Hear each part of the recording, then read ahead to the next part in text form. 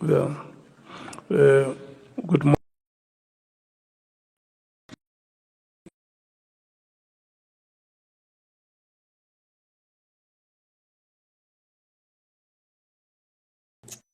Chair. Good morning, Honorable Skwasana. Lotsha mgcinisihlalo ngilotshisa nesitshaba sikaZimbu namalunga webandla lesibethamthetho eliphezulu elizinzela eKapa Mkoni. And I see that your Secretary General has instructed you to represent your party today. It has started, Chair. Thank you. Honorable Breitenbach,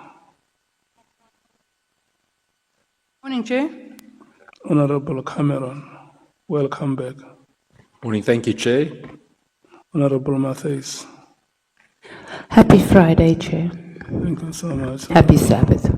Honorable Sols, Good morning, Chair. Advocate Mkiza, Good morning, Chair. Good morning, honorable members. and good morning to our witness. Good morning, Chair. Good morning, honorable members. Good morning to the staff of Parliament, Mr. Ramano and Mr. Kwebu, and the staff of political parties and members of the media. And happy birthday to you, Zoleka Kotashe. Happy birthday to you. Verjaarsdag aan jou. Can I get a new one? Can I check if we have apologies, honorable members, to place them on record? ANC. Thank you very much, Chair. Apology for the Chief Whip. He's still not well. And Honorable Sakanyile has had to travel this morning. Thank you, Chair. Okay. Honorable Skosana. Thank you, Chair. The Honorable Shongwe still on organizational work, and Honorable Nombalo as well. His apology went to organizational work as well. Okay. The Democratic Alliance. Thank you, Chair. Honourable Carla Barnard and Honourable Klopper are busy with party duties elsewhere, so they won't be here. And I have to leave at 5 o'clock, Chair. Where are you going? I'm going to Shul. To Shul, Shu. yes. What is Shu? Shul is church. Oh, okay. You have a church commitment. I have a church commitment every Friday. Okay. Yes. No, that is accepted. Thank you. Honorable Matthijs. Apologies, Mr. Malema, since Honorable Malema, the CIC for the Economic Freedom Fighters, sends his apology. We on work commitments, we have voter registration launch next Friday. And then, Chair, I also have a religious obligation when the sun sets as a Seventh-day Adventist, so I will need to... why are you looking at me shocked?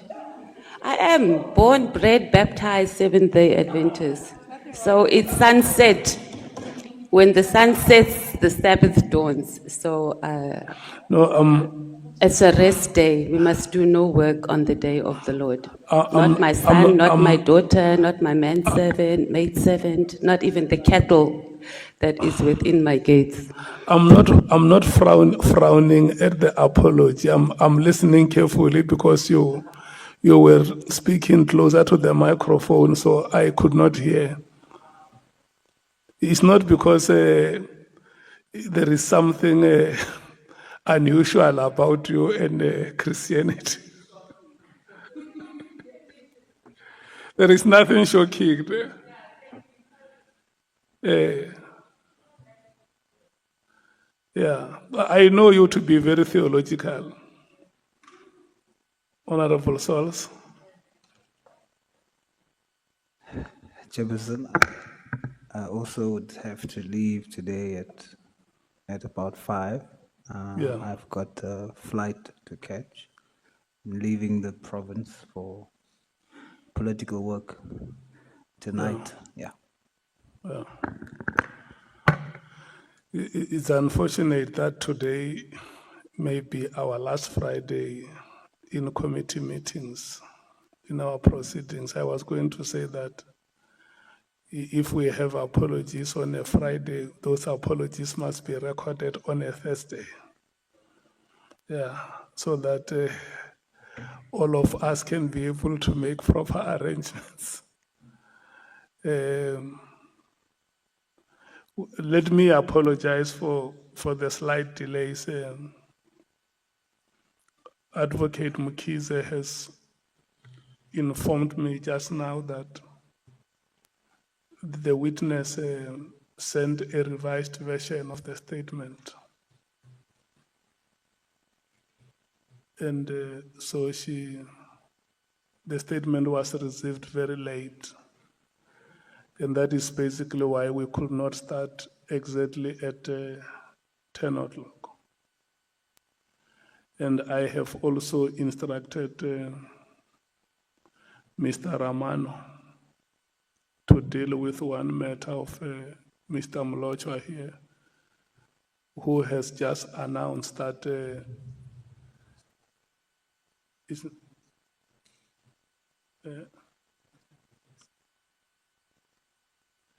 yes.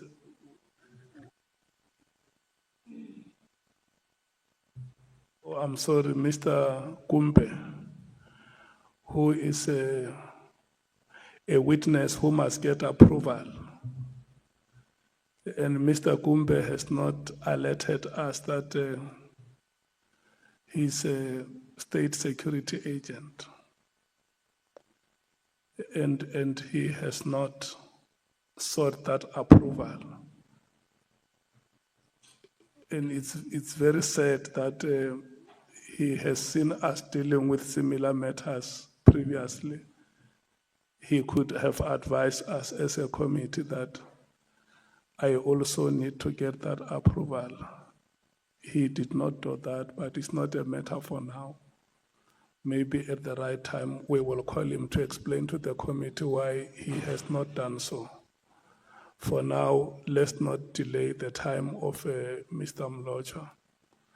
Allow him to run with the proceedings. Can I hand over to you, Advocate Mkize, if you want to make opening remarks?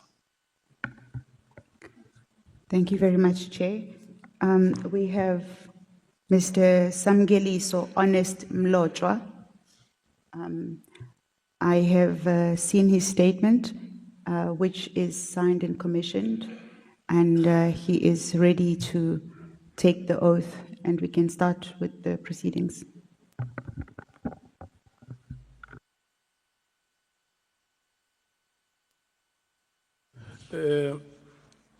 Good morning, Mr. Mlochwa, and welcome.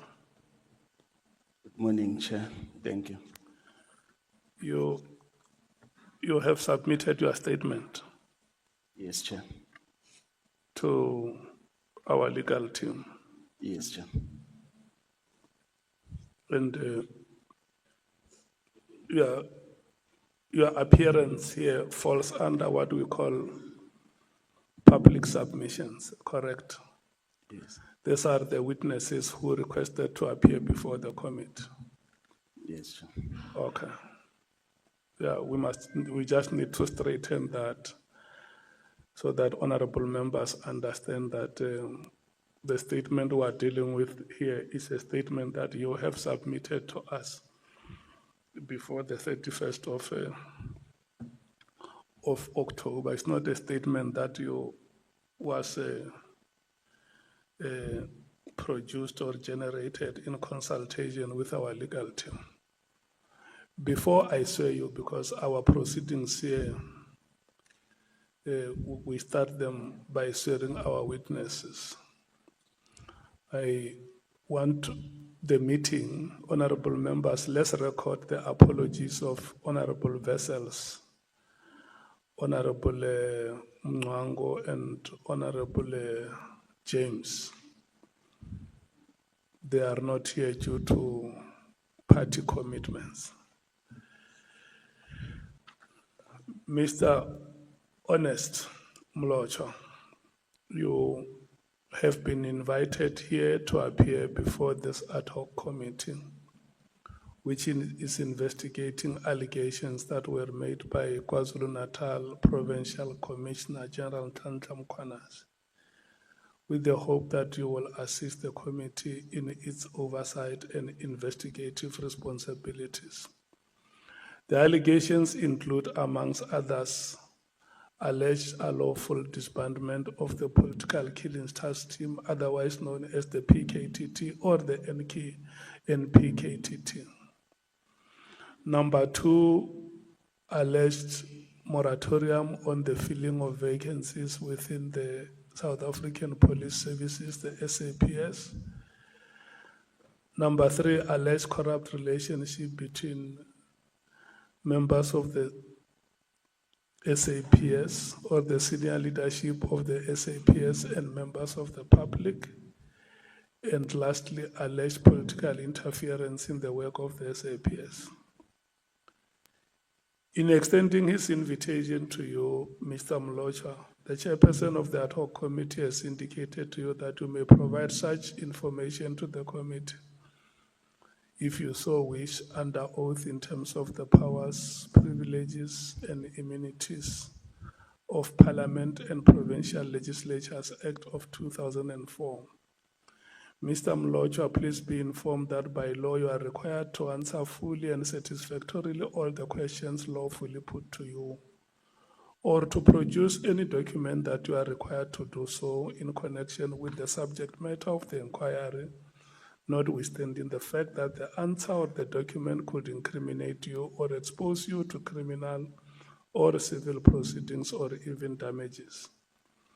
Mr. Mlocha, you are, however, protected in that evidence given under oath or affirmation before a House or a Committee of Parliament may not be used against you in any court or place outside Parliament, except in criminal proceedings concerning a charge of perjury or a charge relating to the evidence or documents required in these proceedings. Please be aware that in terms of Section 17, subsection 2 of the Powers, Privileges and Immunities of Parliament and Provincial Legislatures Act, a person who willfully furnishes a House or committee with information or makes a statement before it which is false or misleading, commits an offense and is liable to a fine or to imprisonment for a period not exceeding 2 years. Mr. Mlocha, you are required to take an oath or affirm that the evidence you are about to give is truthful. Which one do you elect, oath or affirmation? Oath, Chair. You have elected to take an oath. May you please follow me as I dictate. May you please say aye and state your names in full. I, Samgeliso Honest Mlocho, Swear that the evidence I shall give swear that the evidence I shall give shall be the truth, shall be the truth, the whole truth, the whole truth, and nothing and nothing but the truth. but the truth. So help me God. So help me God.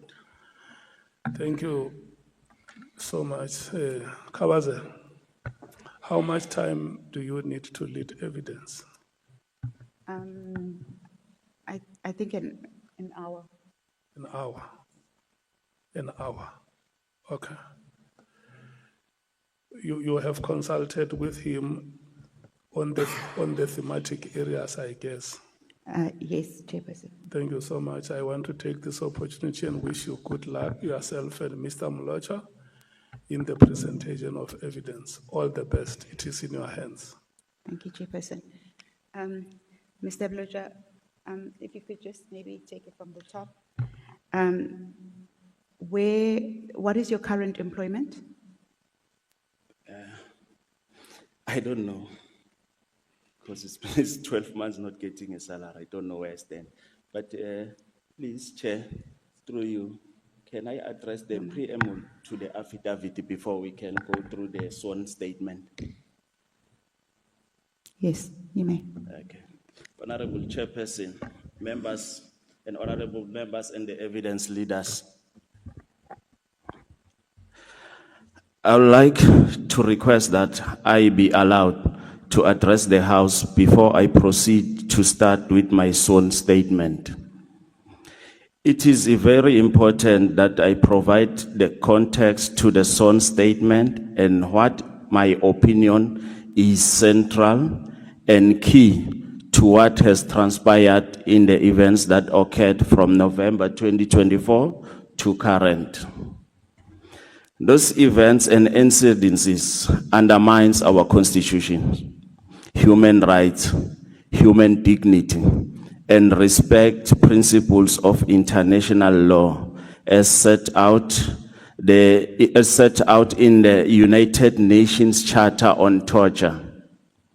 Honorable members, chairperson as the executive, those events cannot be allowed to go unpunished, as this undermines the cornerstone of our democracy. The blatant abuse, interference from powerful individuals, coupled with cover-up by the police officers at the highest level who we task with protecting society. And this country has resulted in a systematic failures that goes to the heart of the rot that is currently plagued the police. The committee and the country will be shocked at the horrific events that unfold here. I can perfectly understand why this would have been a possible trigger for the events on July 6, 2025, for the press conference called by Lieutenant General Mkhwanazi. I quote from his testimony before the Hoc Committee and the Madlanga Commission. General Masemula was at the gate of prison, I close quote.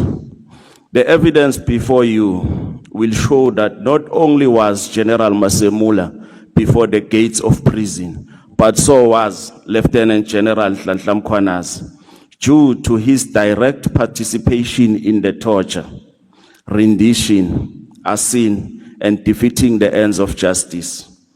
I will now place the facts and evidence before you as they speak for themselves. I thank you, Honorable Chairperson. With the House permission, I'll proceed to my sworn statement. We allowed you to make that preface to your statement. You have just concluded your consultations with the evidence leader. And she was whispering to me that you did not tell her that you were going to make a preface to your statement. Sorry, Chair, we were running short of time outside. No, you don't say sorry. This is not my meeting. This is a meeting of these honorable members. You must apologize to them and also apologize to the evidence leader, so that when she raises it, it must not appear like a direct attack on you. Okay, I'm sorry, evident leaders, honorable members, and the chairperson. You must apologize. You are sorry, yes, apologize. I apologize. Thank you. The apology is recorded. We can now proceed with the evidence leaders on the thematic areas of your statement. Thank you, Chairperson. Mr. Mloja, well, Sergeant Mloja, Yes. we are at paragraph 1 of your statement. We will get to the part about as to the status of your current employment, but your statement at paragraph 1 states that you are employed by the South African Services, the SAPS, and you have been in their employment for quite some time. When did you join the SAPS? 9 January 2006. On the 9th of January 2006. And was that your first employment? Did you go straight into the SAPS or had you worked somewhere else before? No, it's my first employment. Okay. And did you undergo training? Yes, I did at Pretoria West College, SAPS Training College. Okay. And what kind of training did you do there? The basic training for 6 months. Would you then have resumed work immediately after, or was there further training? It was a further training. I then went to Matsuli Police Station to do field training for 6 months. Okay. So when did you start employment? Employment. As in following training? Okay, and after the completion of the basic training and field training, January 16, 2007, I joined border policing station at Libombo Port of Entry, Mpumalanga, Komati Port. Okay. And did you only stay at the border? Did you go to any other stations? No. Okay. At paragraph 3 of your statement, you say that you also ran a funeral parlor from Matsulu. Yes, that's correct. Okay. And this was from 2011. Yes, that's correct. Did you take any steps to inform your employer about Yes, it has running been a declared. business? It has been declared. It was declared. Yes. Okay. But you remained in the employ of the SAPS whilst you were running your business. Yes. What is the name of your business? It's SM Funeral Services. SM Funeral. Okay. Yes. You then say that at paragraph 2 that you were promoted in 2018. What was the rank following your promotion? I was promoted to the rank of a sergeant. And you continue to be a border police? Yes. Sure. Okay.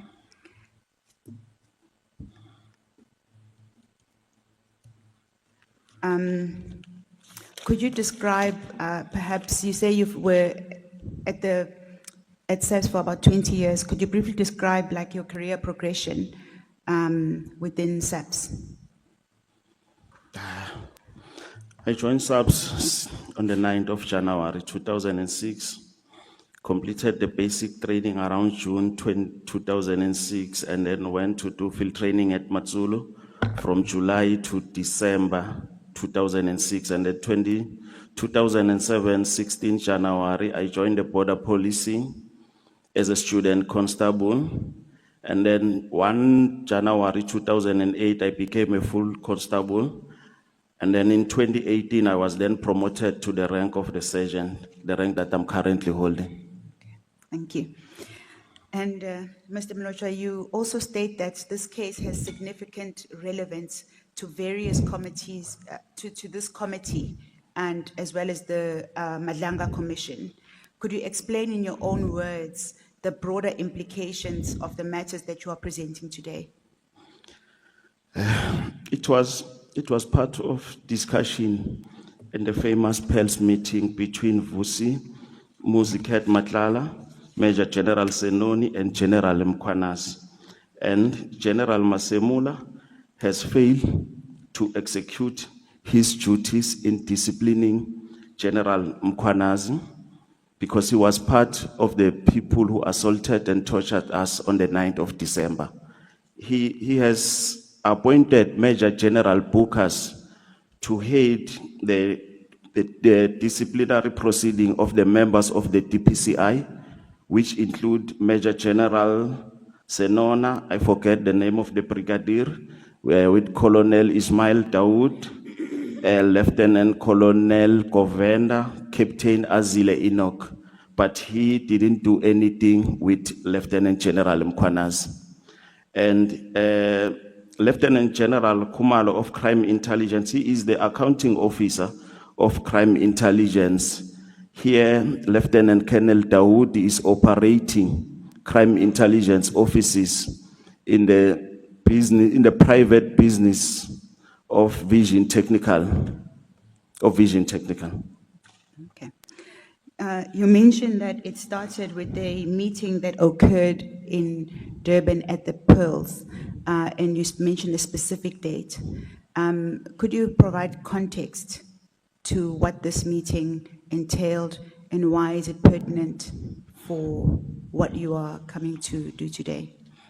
You know, I was not at the meeting. At the meeting, it was General Senona, General Hlatlap Kwanazi, and Vusimuzi Ket Matlala, of which Ket Matlala, before this committee, testified that he was asked by General Hlatlap Kwanazi to go and look for his neighbor, Mr. Nangi, to talk to him so that we could withdraw the charges that we've opened against General Mkwanazi and his members. I see. Yes. So before we talk about those charges, why don't we get to those charges? At paragraph 8.5 of your statement,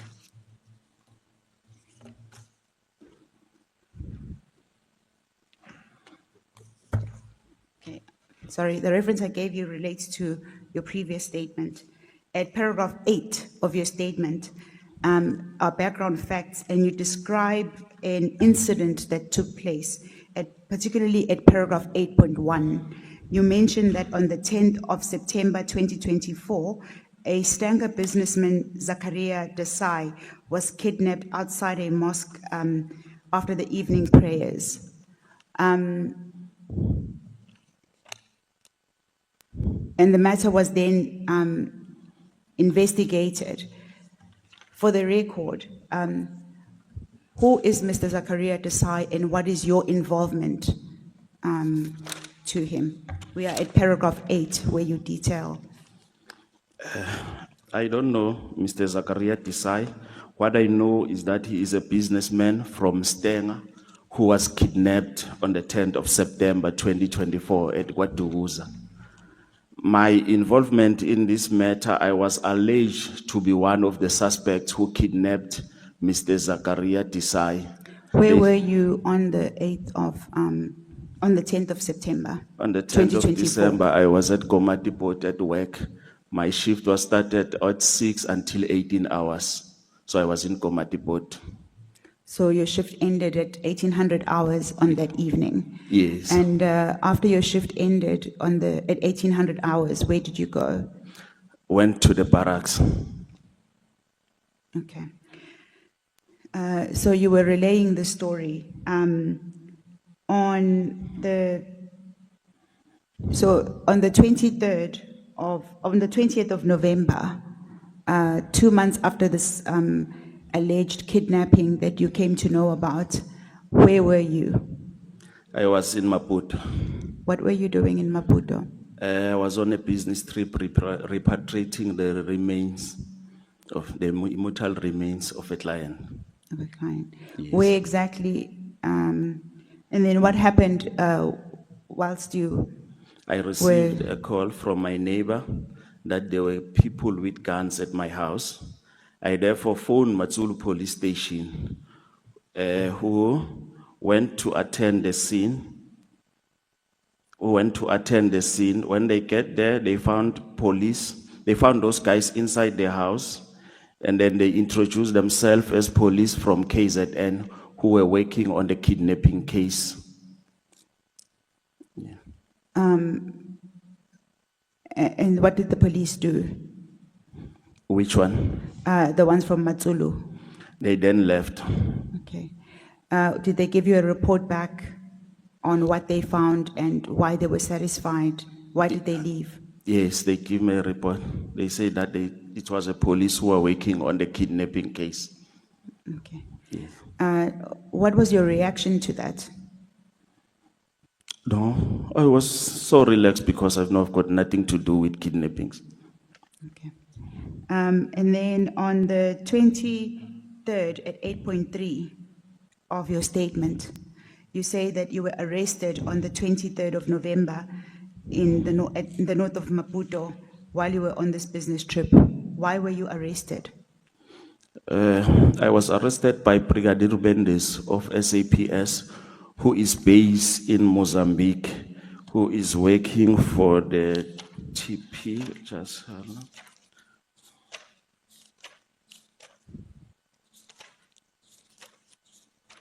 We're at 8.3 of your statement. Yeah, I just want to elaborate on the role of Brigadier Mendes of the SAPS, who's based in Mozambique for the TPC.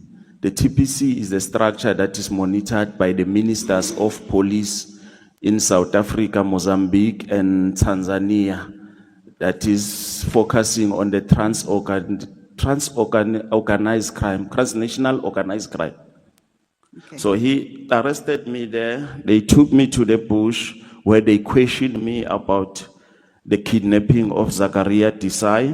They assaulted me. After seeing that I don't have anything to do with the kidnapping, they then took my passport, everything that I had, my passport, ID, bank cards, the money that I was having. They then took me to Maputo. When they questioned you and took you to the bush, Yes. what were you told? What was was there a warrant of arrest? There was no warrant of arrest. There was nothing. So they came to you. Where did they find you in Maputo? They find me in the restaurant at Bilane. In a restaurant. Yes. After taking those documents, they then took me to Maputo, where they detained me as an illegal immigrant. Okay. When they found you at the restaurant and you were then arrested, what was the nature of the crime? They said it's kidnapping. Kidnapping of? Zakaria Desai. Is that the individual that you said was kidnapped on the 10th of September from Yes, KwaZulu-Natal? because they show me pictures of him. They said it's him. I don't know him. Did you have any knowledge of this Mr. Zakaria Desai? No. You didn't? Yes. So then when you were then arrested at Maputo and your documents, your travel documents were then taken from your person, what was the charge at Maputo police station? They detained me as an illegal immigrant, as if I was in Maputo illegal. And when were you then released? What occurred? I mean, if you can just take us through at the point at which you reach Maputo police station and your release. I think it was on Monday, I think it was the 26th, or it's 25, November 2004. They called a lady from embassy whose name is Humutso, who came and interviewed me, and they arranged for my temporary passport. And then I got the passport on Wednesday on the 27th. The moment she gave me, the station commander came and took the passport. And how did you then re-enter South Africa? And then on the following day, the 28th of November, I was then transported back to South Africa, where I was handed over to KZN DPCI tracking team that reports directly to General Mkwanas. Okay.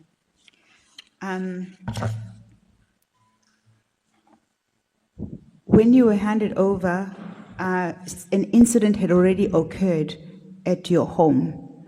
But before we deal with that incident, you then were taken into these cars, and did they take you back to Matsulu police station or your home? Where were you transported to?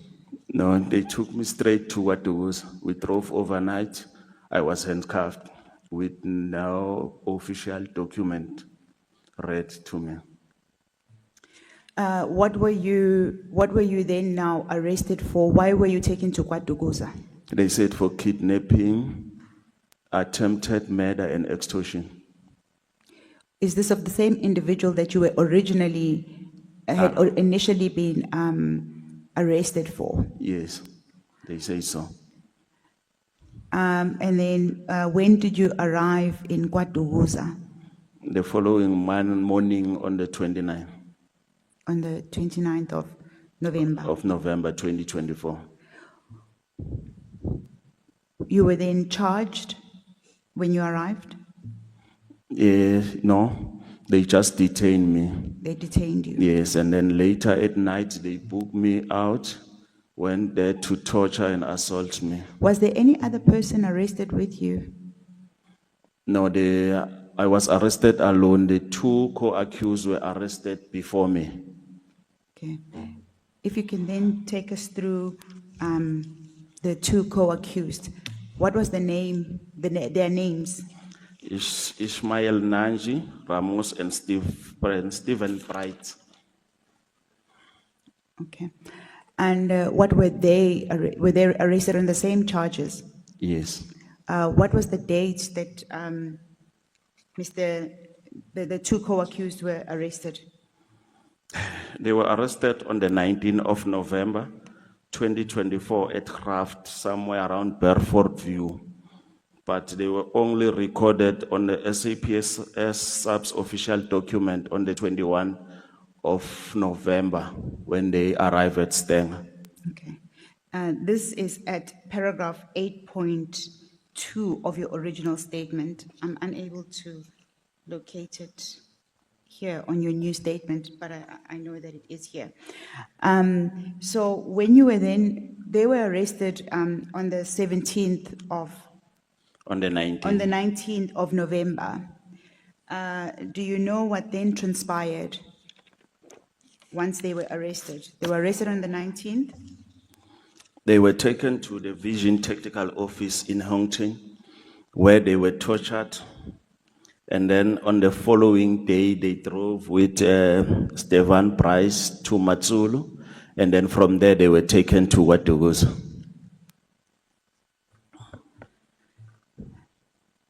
Before Kwaduguza. Sorry?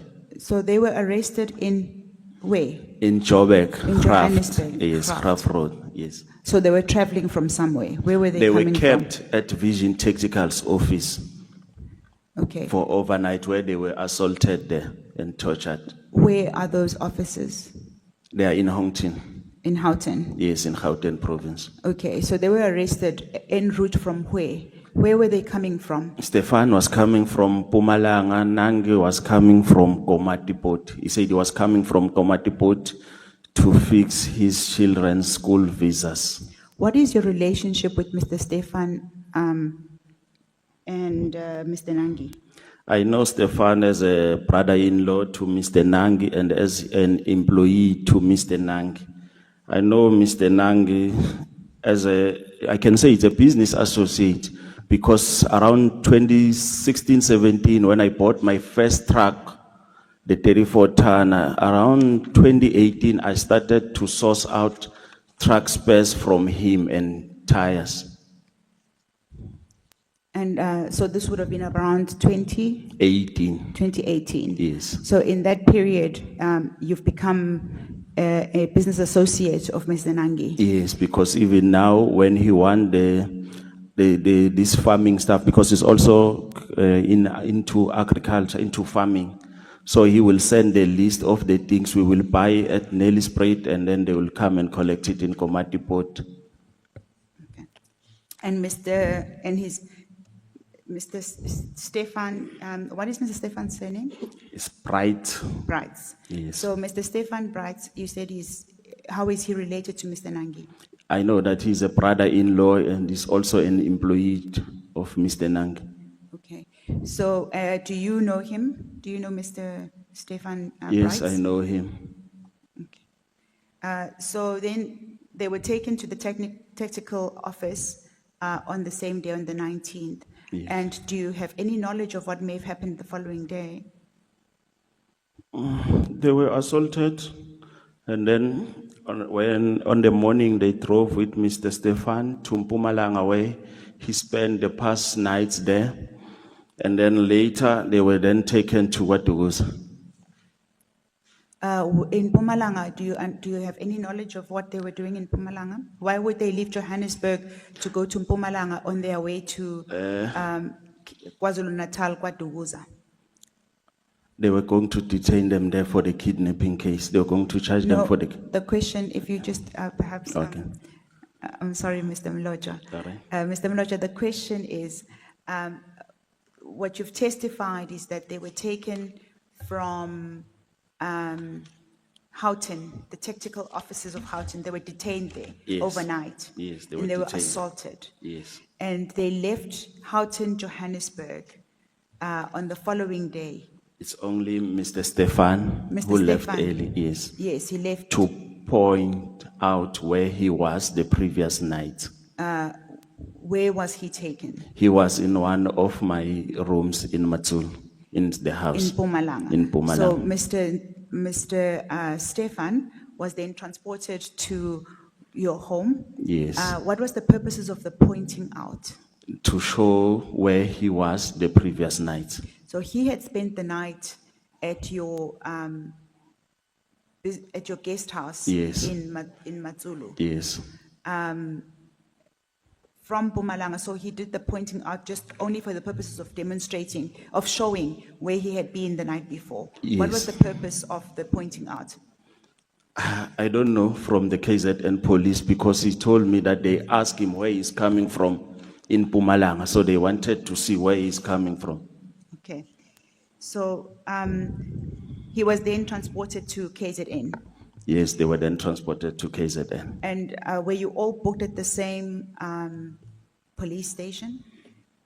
Yes, they were all booked at Kwatuguza police station on the 21 of November 2024. What was your reaction to seeing Mr. Brights and Mr. Nanji in Mpumalanga with you arrested on the same charge as you? Pardon, can you repeat the question? What was your reaction? You had already arrived before they were there Arrived where? at the police station. No, I found them You there. found them there. Yes. What was your reaction when you found them No, at the police actually, station? I didn't find them there. They were already at Westville prison when I get to Watuguza police station on the 29th. How did you come to know that Mr. Nanji and Mr. Brights were arrested in KwaZulu-Natal on the same charge as you? I was told by the police when they were assaulting me because they were even offering me 500,000 just to say, to make a statement that Nangik has kidnapped the Zakaria Desai. So they told me. Okay. You state that whilst you were booked in KZN, your house was burnt. Could you relay the circumstances? We are now at paragraph 9 of your statement. Could you relay the circumstances of, or any knowledge that you have of your house being burnt, and what is the significance of it in this hearing?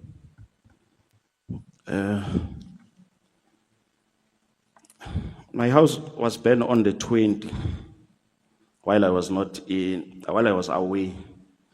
And then we opened the case, the caretaker opened the case on the 21 of November, which is case 7311-2024 of Matsulu. So the house was badly damaged. And on the day in question, the members of Matsulu reported that, okay, let me go to 9.3 on the statement. Matsulu subs mobilized members from SAP SK9 Public Order Policy and station members and proceed to the location. I refer the committee to the OP entry 2266 made at 1320 after Sergeant Sibia notified the station. Can I go through the statement? Yes. All right. And then 9.4, it is important to note that the members from DPCI, CI, and KZN tracking team were already at the premises at 1320. At 1320, it is important, 1320 on the 20th. And then I will go to 9.5. The affidavit of Sergeant Sibia is attached as HMM02, where he states that they approached the house tactical due to the fact that the report said the people were armed. I'll go to 9.6. On arrival at the house, the members were informed that the people were from KZN DPCI and they were working on a kidnapping case. The captain from POP interviewed one of the officers present and were satisfied that those were indeed police officers. They left the scene. Here's the important part. 9.7.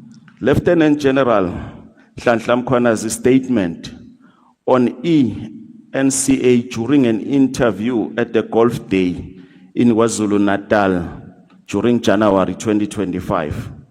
He said that the house was burnt down by the house was burnt down. It's a mistake here. It was burnt down by the community. It's false. Here it says by the police. It should be the community. He said the house was burnt down by the community, of which is not true. And a deliberate attempt to conceal the real events that occur. I would like us to... What do you say are the real events that occurred? Sorry? What would you say are the real events that occurred? I think that would start at paragraph 9.8. Okay. Can we maybe pause and play the video before we proceed to 9.8, the first video? Honorable Sangoni. Thank you, Chair. Sorry, I'm just taking advantage of the pause that the witnesses requested. For clarity, Advocate, I'm very lost. Is the house burned down before Mr. Mlotshwa is arrested? Are these the events leading up to the arrest, or when does it happen? Because he had said they were at the house, then he was arrested. Did they come back? If we could just be clarified, please. Thanks. Okay. Let me clarify that. On that same day, on the 20th, I received a call from Colonel Daoud. I do have his number, I can put it on record, where he said I must release the victim. I asked him which victim, because he said he doesn't want me, he wants the victim. I asked him which victim. So they arrested me after they've burned the house, so I believe they were just trying to cover up for what they did. So I'd like us to play the first video on the Golf Day. Before we play the video, perhaps for the sake of the committee, when did you learn that your house was burned down? Yeah, before we proceed, the hand of Honorable Ngola was up. You are covered. Okay. Honorable Skosana. It's fine, Chair. I was thinking perhaps we can play the video when we finish, because we have other three witnesses. Thank you.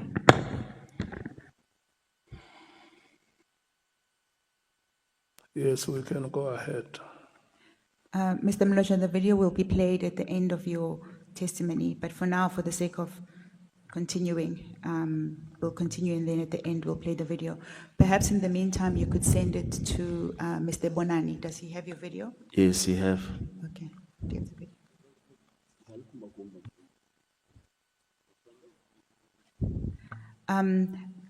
The question that I had posed to you is, when did you learn about the events that would have happened on the 20th with your house burning down? Because you've testified that on the 20th you were in Mozambique. Yes. When did you learn that your house, your guest house had now been burned down? On the 21st of November in the morning. Okay. And you were at... I was still in Mozambique. You were still in Mozambique? Yes. And you did not return immediately? No, I was still busy that side. They had a caretaker who had to take care of everything there. Okay. You were in the process of relaying the incident that had happened of your house burning down. We were at paragraph 9.8. Yes.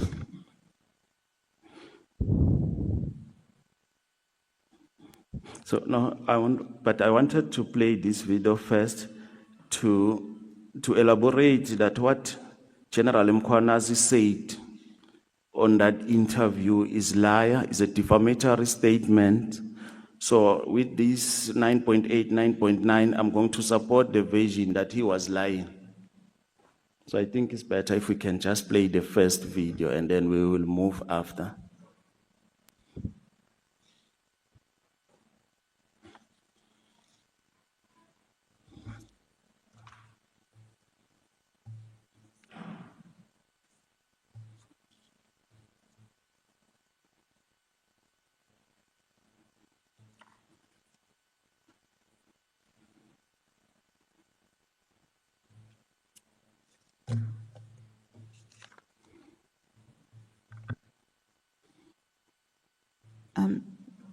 Mr. Mlocha, if we could proceed Okay, whilst we the can video is being prepared, yes. Okay.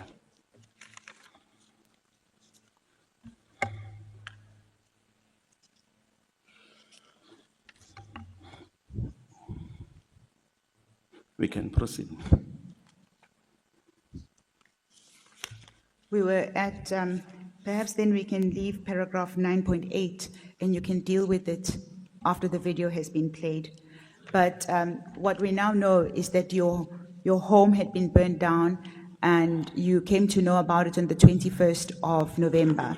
Yes. Your caretaker had at this point was taking care of it and he reported it because you were still busy on business in Maputo. Yes, he went to the police station with Advocate Vusehodi to open the case there.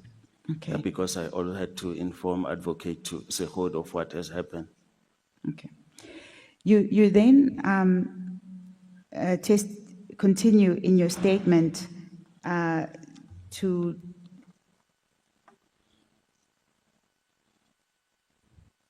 I'll propose that we go to maybe to 11 while we are still waiting for the video because the other parts is going to be covered by the video. Okay, yeah. Okay. We can now play the video.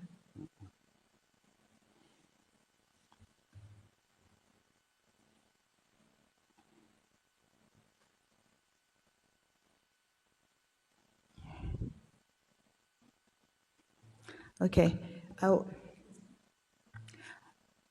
I'll propose that we go to a different section of No your problem. statement, just for the sake of time. We'll deal with the section at which you had now been booked. You had now been booked at the police station. You say you were not charged. Can you relay the events of what happened after you were booked at Kwaduguza police station? No, I was then detained there, and then they came, those security guys together with the police officers. One white guy said they must put poison on my food. So during lunch, when they served food, I didn't eat. So I sleep there, and then later at night, around 9:10, they booked me out. They took me to the upper office where I was tortured and forced to make confession with the promise of 500,000, and they will fix my house only if I can give them Nangi, because they don't want me, they want Nangi. Okay. So you detail torture that you experienced while you were there. Could you relay what happened, the events that led to that torture? Okay, I think we'll have to go to the 13, to Yes, paragraph 13, yes. Okay. On the 9th of December, 2024, myself and my co-accused were transported to Kwaduguza Magistrate Court for a court appearance. During the court appearance, the investigating officer and the prosecutor requested that we be remanded at Kwaduguza police station cell instead of Westville Correctional Facility.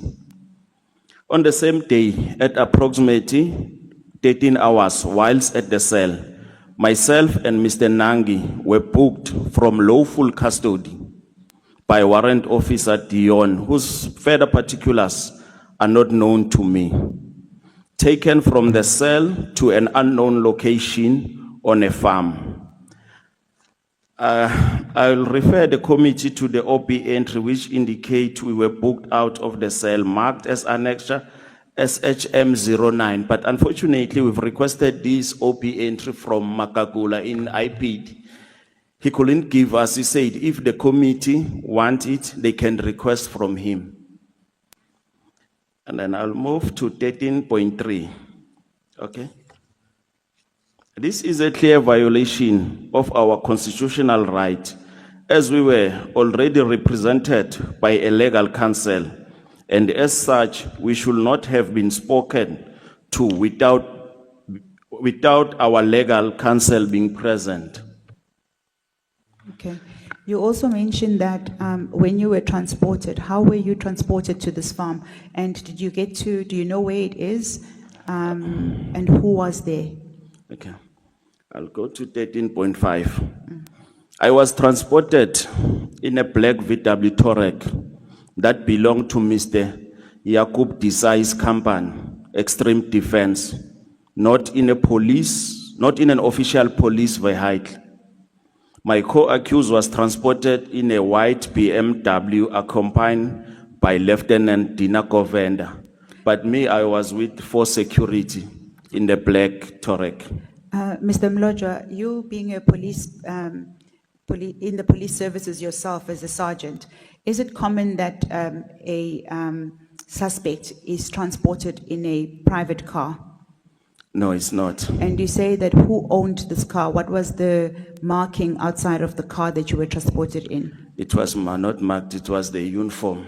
I saw the name of the uniform of those guys who were traveling, who I was traveling with them. And what was the name on the uniform? It's Extreme Defense. Do you have any knowledge of who owns Extreme Defense? It's Mr. Jacob Desai, the brother of the alleged kidnapped victim of Watuguza businessman in Stanger. Is Mr. Jacob Desai also in the employ of the police services? No. He's the owner of the security company that was working with the police in this matter. Okay, so he accompanied police from Watuguza as the brother of the person who was kidnapped. Yes, he was involved in the operation. Okay. Yes. So you may continue relaying that story. Okay.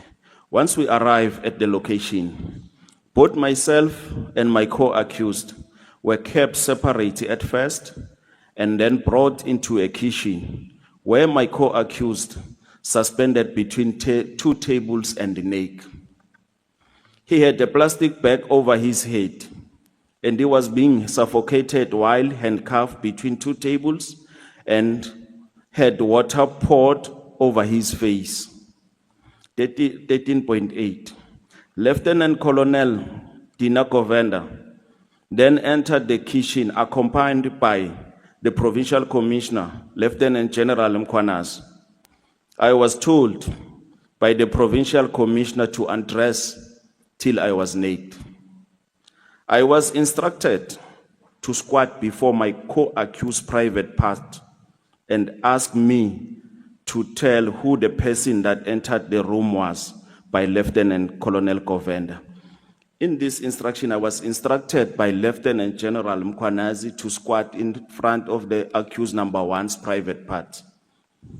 And then had General Mkwanazi also left Watuguza police station at the same time as you and the private security company, or how did he come into the picture? I don't know, because we were blindfolded with plastic, so we found him there. Oh, you found him at the farm? Yes, we found him at the farm. You may continue. And then 13.10, I told Mr. Nangi that this was Lieutenant General Mkwanazi, who is the Provincial Commissioner of KZN, and he was once the acting National Commissioner. 13.11, during the torture, the Provincial Commissioner was present and participated in the torture. He went as far as telling me that I should have rather committed suicide than coming to KZN. I was also subjected to having a plastic bag filled with water placed over my head and suffocated till I almost passed out. Then the police officer will release the bag and allow me to breathe. The Provincial Commissioner asked about my legal representative was and which union I belong. I replied that I was a member of SAP, and he remarked that he will make sure they never represent me. Once again, Mr. Jacob Desai of Extreme Defense was present at the location during the entire period. The Provincial Commissioner was present and there for approximately 30 minutes while we were being tortured. The relentless torture continued hours after he left. A section 205 of the cell phone of General Nhlanhla Mkhwanazi, Yakub Desai, Colonel Dina Kavenda, Captain Azile Enoch, Warrant Dion, and Constable Singh will provide the proximity of the farm, the area, and show the phones present together in the same area at the same time. So those were the events of what happened at that farm. Yes. What then happened to you after? Were you transported back to the police station? Were you with Mr. Nangi and Mr. Brides? What happened to the other two? It was only me and Mr. Nangi in the farm. And then we were transported at midnight. I think we arrived at Stenger around 2 in the morning. You testified earlier that Mr. Nangi was detained at Westville Prison. Yes. So on that evening, he was then booked at Kwatuguza. We were remanded to Watuguza up until the 11th on our next court appearance, where we asked our legal representative to make an application that we should be detained at Westville Prison because of the torture the assault, and so that we can also be able to access medical treatment, because there at Kwatuguza they were denying us after every assault. Okay. In the next paragraph, you mentioned that you had already been in custody for 10 days at the time. Had you appeared for bail, No, we didn't. for a bail application? No, we didn't, because when the matter was withdrawn on the 22nd of January, we were supposed to make the formal bail application. Yes, but you were detained at the end of November. And the question is, had you appeared for bail? Because We've appeared, but they were postponing it. so how many times did you appear for bail, for bail application? I think 5 before Five they times. withdraw. And the what case. were the reasons each time that when you appear, why were you not released? The community will march outside, will beat our legal representative, so the matter couldn't proceed. And then on the 17th of December, they left Mr. Nangi at prison, even though we tell them that hey, we are short of one person who is at G7, I was at G6. They say, hey, no, let's go. And when we get into the court, they inform the magistrate that they couldn't locate the other accused in prison. So they were doing it deliberately just to delay us in applying for the bail. Okay. So at the next paragraph, as a police officer who is a sergeant yourself, had you not reached out perhaps to some of your colleagues because of the circumstances that you found yourself in? What steps did you take to try and get assistance in these circumstances? I've opened cases. We've opened case at in Joburg. Let me just get the case number here. Okay, so you did open a case. Yes, we did But open you a weren't case. able to get assistance while you were incarcerated. That is the question No, I'm asking. no, they Were you were not not. able to get any assistance from, in terms of your workplace, because you were at the time still working in Matsulu, No, in Komati Port Lebong. in Komati Port Lebombo. What did the unit head say? Had he reached out to you? Had you had any contact with anybody from your workplace who could assist you with this arrest of what you say you did not know of?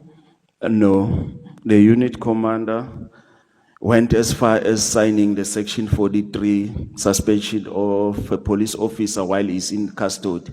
If you go through that section, it's only the rank of the brigadier and above who can sign that thing. Not a not a colonel, not even a unit commander. He was supposed to report the matter to the provincial commander of border policing. The provincial border commander will have to report it to national. But in my case, the unit commander was dealing with the KZN investigating team, because even this letter was delivered by Warrant Officer Dion, who is the investigating officer. Okay. You then deal with irregularities regarding the torture of you and your co-accused. Can you briefly take us through those? Okay. Subsequently to my co-accused arrest, they were taken to a black site in Hongton, Yes.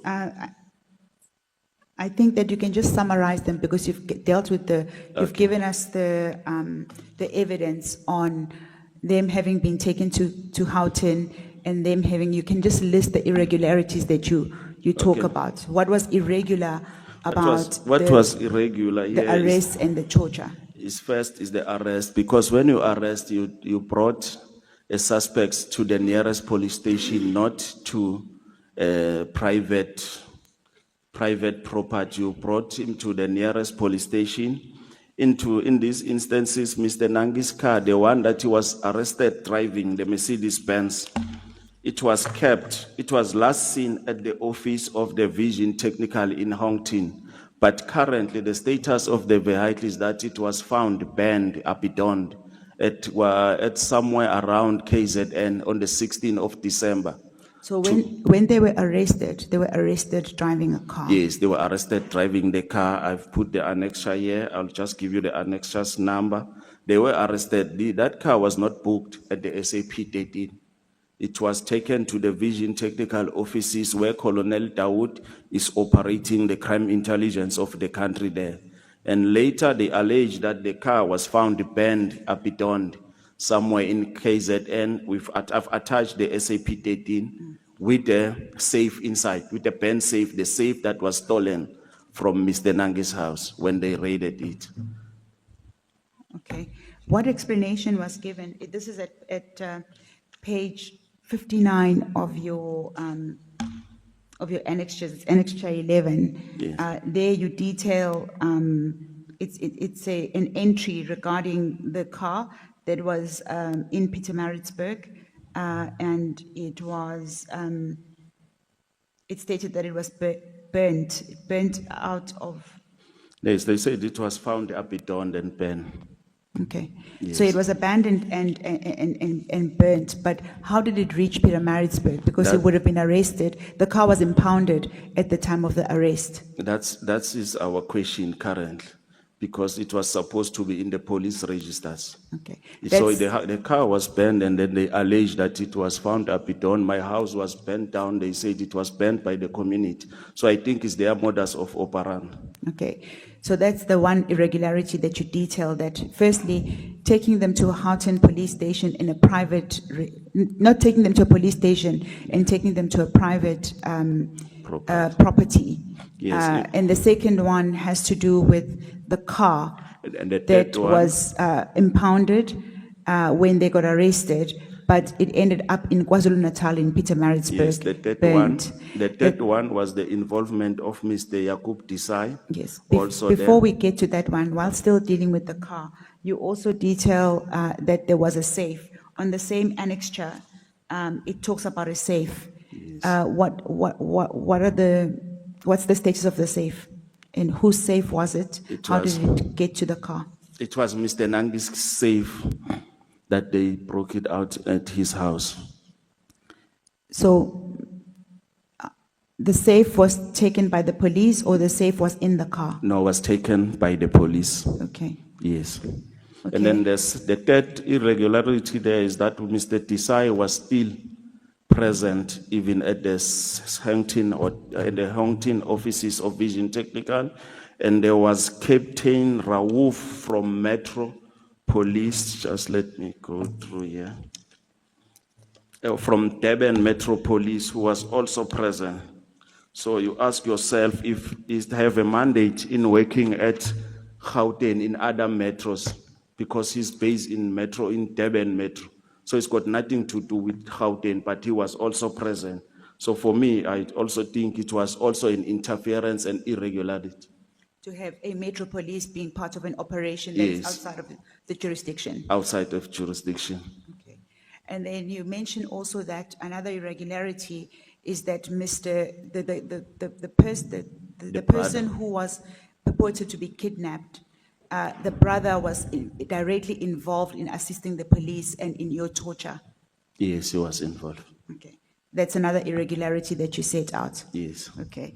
Now what I would like us to do, finally, is to go back to, well, before we go back, when were you then released? Because you were taken back to the police station at Kwatukuza. Were you able to then, when was your next bail appearance, and did you appear for bail? Was the application heard? No, it was on the 11th of December. And on the 10th, when the station commander came to visit the cell, I personally requested that I need to be assisted with medical treatment. She said she's coming back, of which she never did. And then on our next court appearances on the 11th, we therefore request that our legal service put a request that we should be transferred to Westville so that we could be able to get medical treatment there. Were you bail transferred? didn't proceed. Yes, we were transferred. Transferred. Okay, so then the remainder of your incarceration was at Westville Prison? Yes. Okay. And when did you finally appear for bail application? We didn't apply for bail because on the 17th, they left Mr. Nangi at prison, and then they came and said he cannot be found, which was not true. And then on the 27th, they said someone was on leave, is only coming on the 22nd. So when we appear on the 22nd, the matter was dismissed because they stated that after careful consideration, the matter was then withdrawn. And do you know the date for the withdrawal? It's 22 January 2025. It was withdrawn on the 22nd of January. Yes. And were you given reasons for this withdrawal? They said after careful consideration, the matter was withdrawn. So I don't have other. And there was nothing more to that? Yes. Okay. If we can then go back to the details surrounding the burning of your home, Yes. which is where we were at the point at which the video was going to be played. Okay. If the video is ready.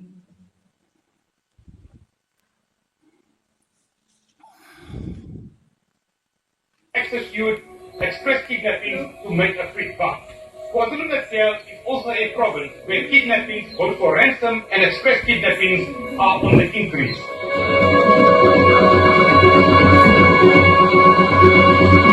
5 months ago, a prominent Kwadukuza businessman, Zakaria Desai, was abducted outside this mosque. In November, KZN police traced 3 suspects, an alleged kidnapping kingpin from Mozambique, and 2 possible accomplices. One of them, a border post police officer. Then, in January this year, all charges against the trio, Ismail Nangi, Stefan Brits, and Samkaliso Mlotwa, mysteriously vanished. But police say they are not backing down. The investigation is not going to stop. We are 100% sure that the person, the suspect that we have, which include a policeman for that matter, they are involved in the kidnapping, and we have all the evidence. Unfortunately, when the community in that area discovered that the house that was used to keep the kidnapped person was a house that was used for criminal activities, they banned it, and that's sort of destroying all the evidence that we wanted to gather. But we have a strong information that says to us they are part of it, and they've taken the person across, because we interrogated some of them.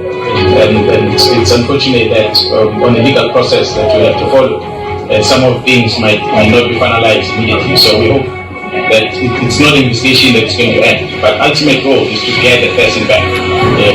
The prosecution of the suspect is one thing, but to get that individual and reunite the person with the family. We do hope that with the assistance of our neighboring countries, we will be able to find the person. Desai isn't the only victim believed to have been taken across South Africa's dangerously porous borders. The highly organized one, like the most recent one, where a person is kidnapped and they're going to demand a ransom of about 30 million rand. So we've been having a bit of a challenge on such, because most of these criminals, they don't operate here in the country, and they take the victim and they disappear with the victim. And like in the case in point that was still busy with, we believe that the person kidnapped is being kept in Mozambique, and we've been trying to reach out to the authorities on that side to help us, but unfortunately it has not been coming through. KwaZulu-Natal is beaten only by Gauteng. Thank you.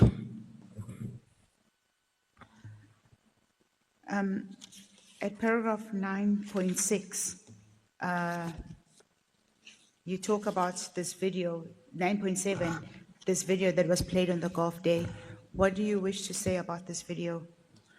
I want to say what the provincial commissioner of KZN said in this video is totally untrue, because he is saying that the house was burned before they could get all the evidence they want. The house was burned by community.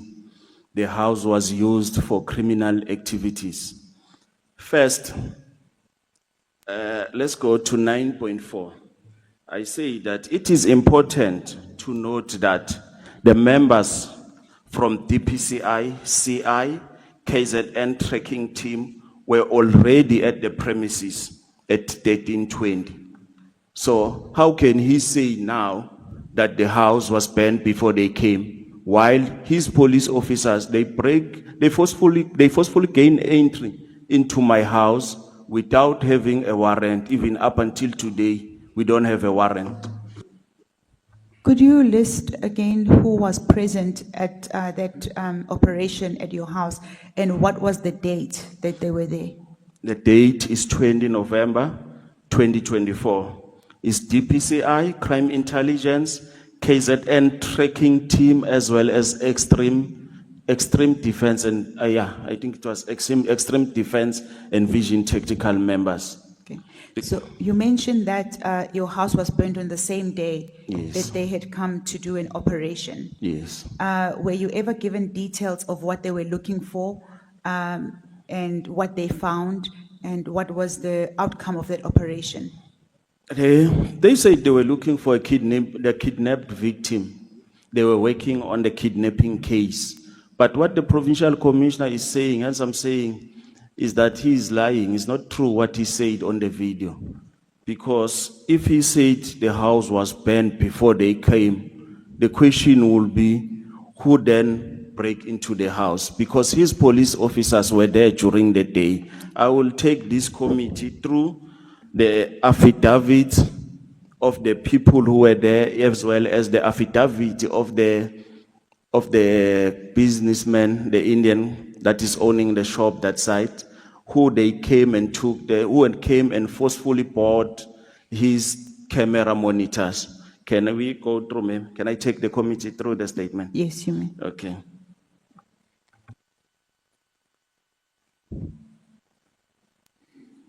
Charlie.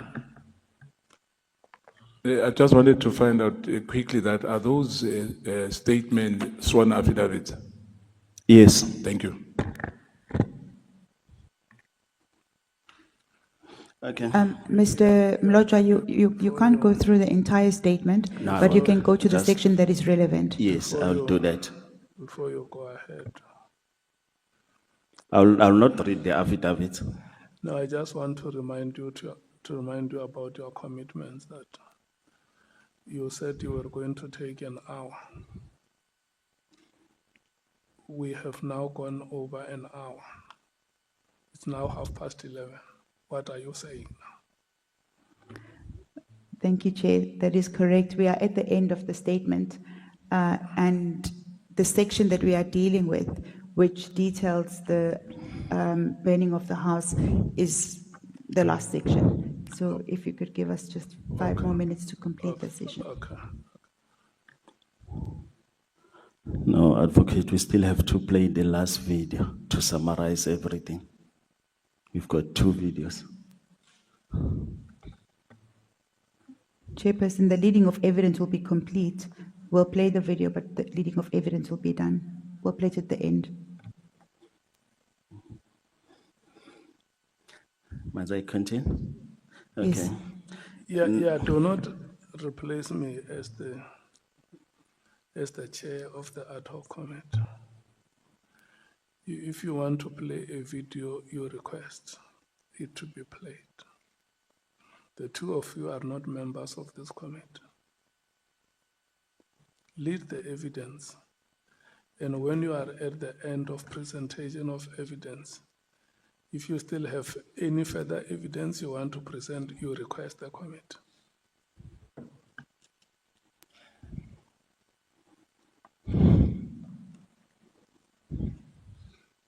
Must I continue?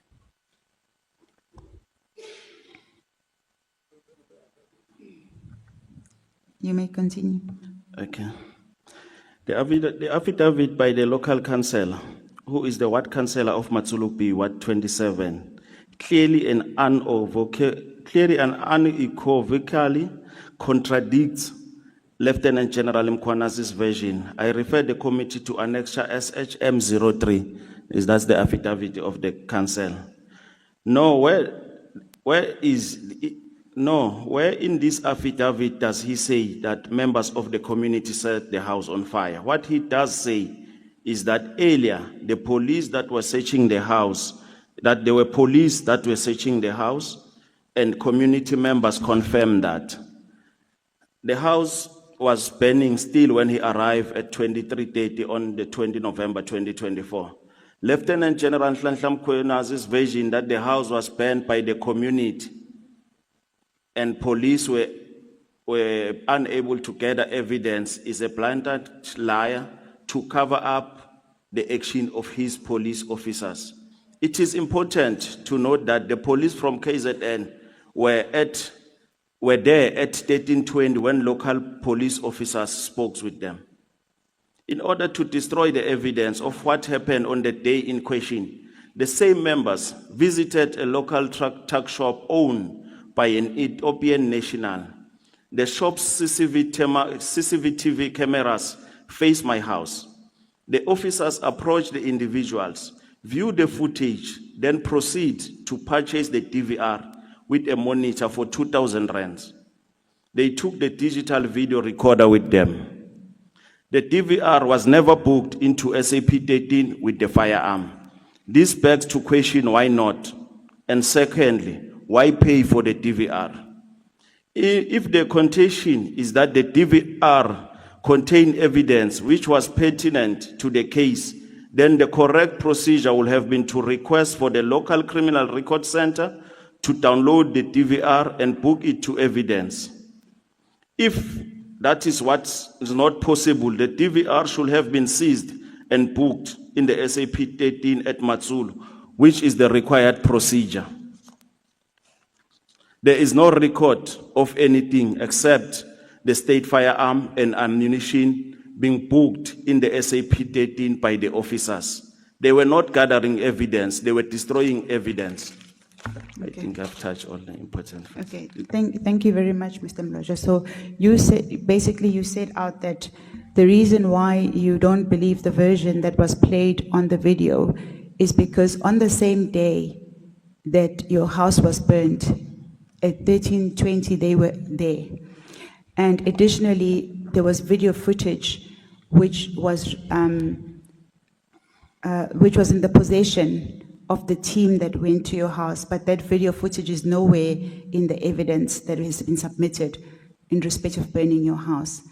And you also add that there is no evidence to show that the community, in fact, is who burned down your house, because the version of events as set out on the video is not what actually transpired. That is what you set out in that paragraph. Is that your evidence?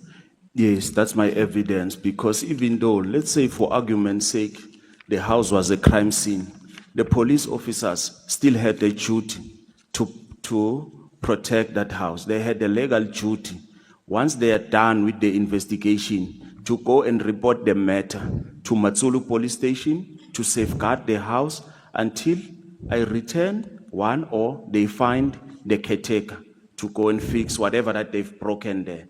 They didn't do that. What is So, the status of the investigation on your house? I don't know. We have to ask IP and the police. Okay, but you did report it. I did report. I have a case 73 of 11/2024. Okay. Once the case was withdrawn against you for the kidnapping, you mentioned that you were put on suspension. Was the suspension uplifted? No, they're still not paying me. Was the suspension uplifted? No, not. So you did not receive a letter to that effect? No. Okay, and you still have not returned to work? Yes, because I had to deal with mental health issues. I had to attend psychiatrists, all those. And it was hard because I had to pay cash because they canceled the medical aid, everything. Okay. Chairperson, the affidavit has been covered. However, the witness says that he has a second video which he would like to play. I request, I'm in your hands, Chairperson, whether we can play that video or not. Do we have the video, Manan? But you can maybe take it between 3 minutes and 5. Let's play the video. I think it's a long video, but you can just play between 3 minutes and 7 minutes. That's what. The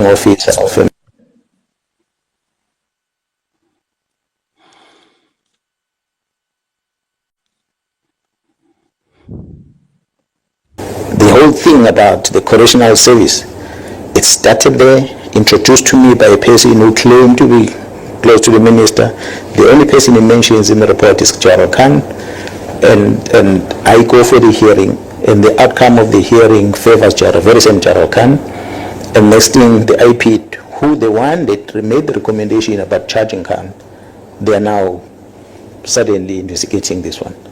So for me, my suspicion on all these things about correctional service is that somebody within IP wanted Khan gone.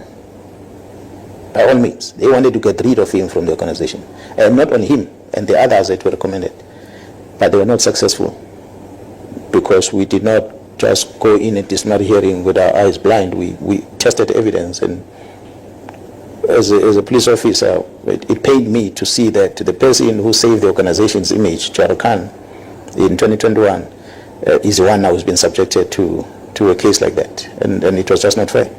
That I cleared him because evidence was presented there.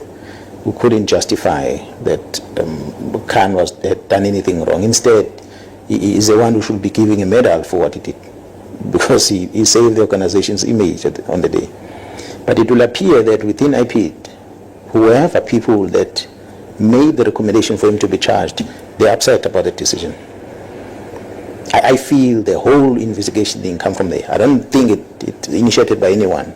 If you are saying Jarosibia had something to do, or whoever is spreading the rumor, I don't believe that Jarosibia had anything to do with it. Not at all. I feel it comes from that institution who wanted Khan gone, because they couldn't get him out. Now they're turning their focus on me. Well, I'll take it. They can try whatever they will come up with. So if they will do this investigation, they can launch any other investigation that they want to. They've got a constitutional right to do that. I can't stop them.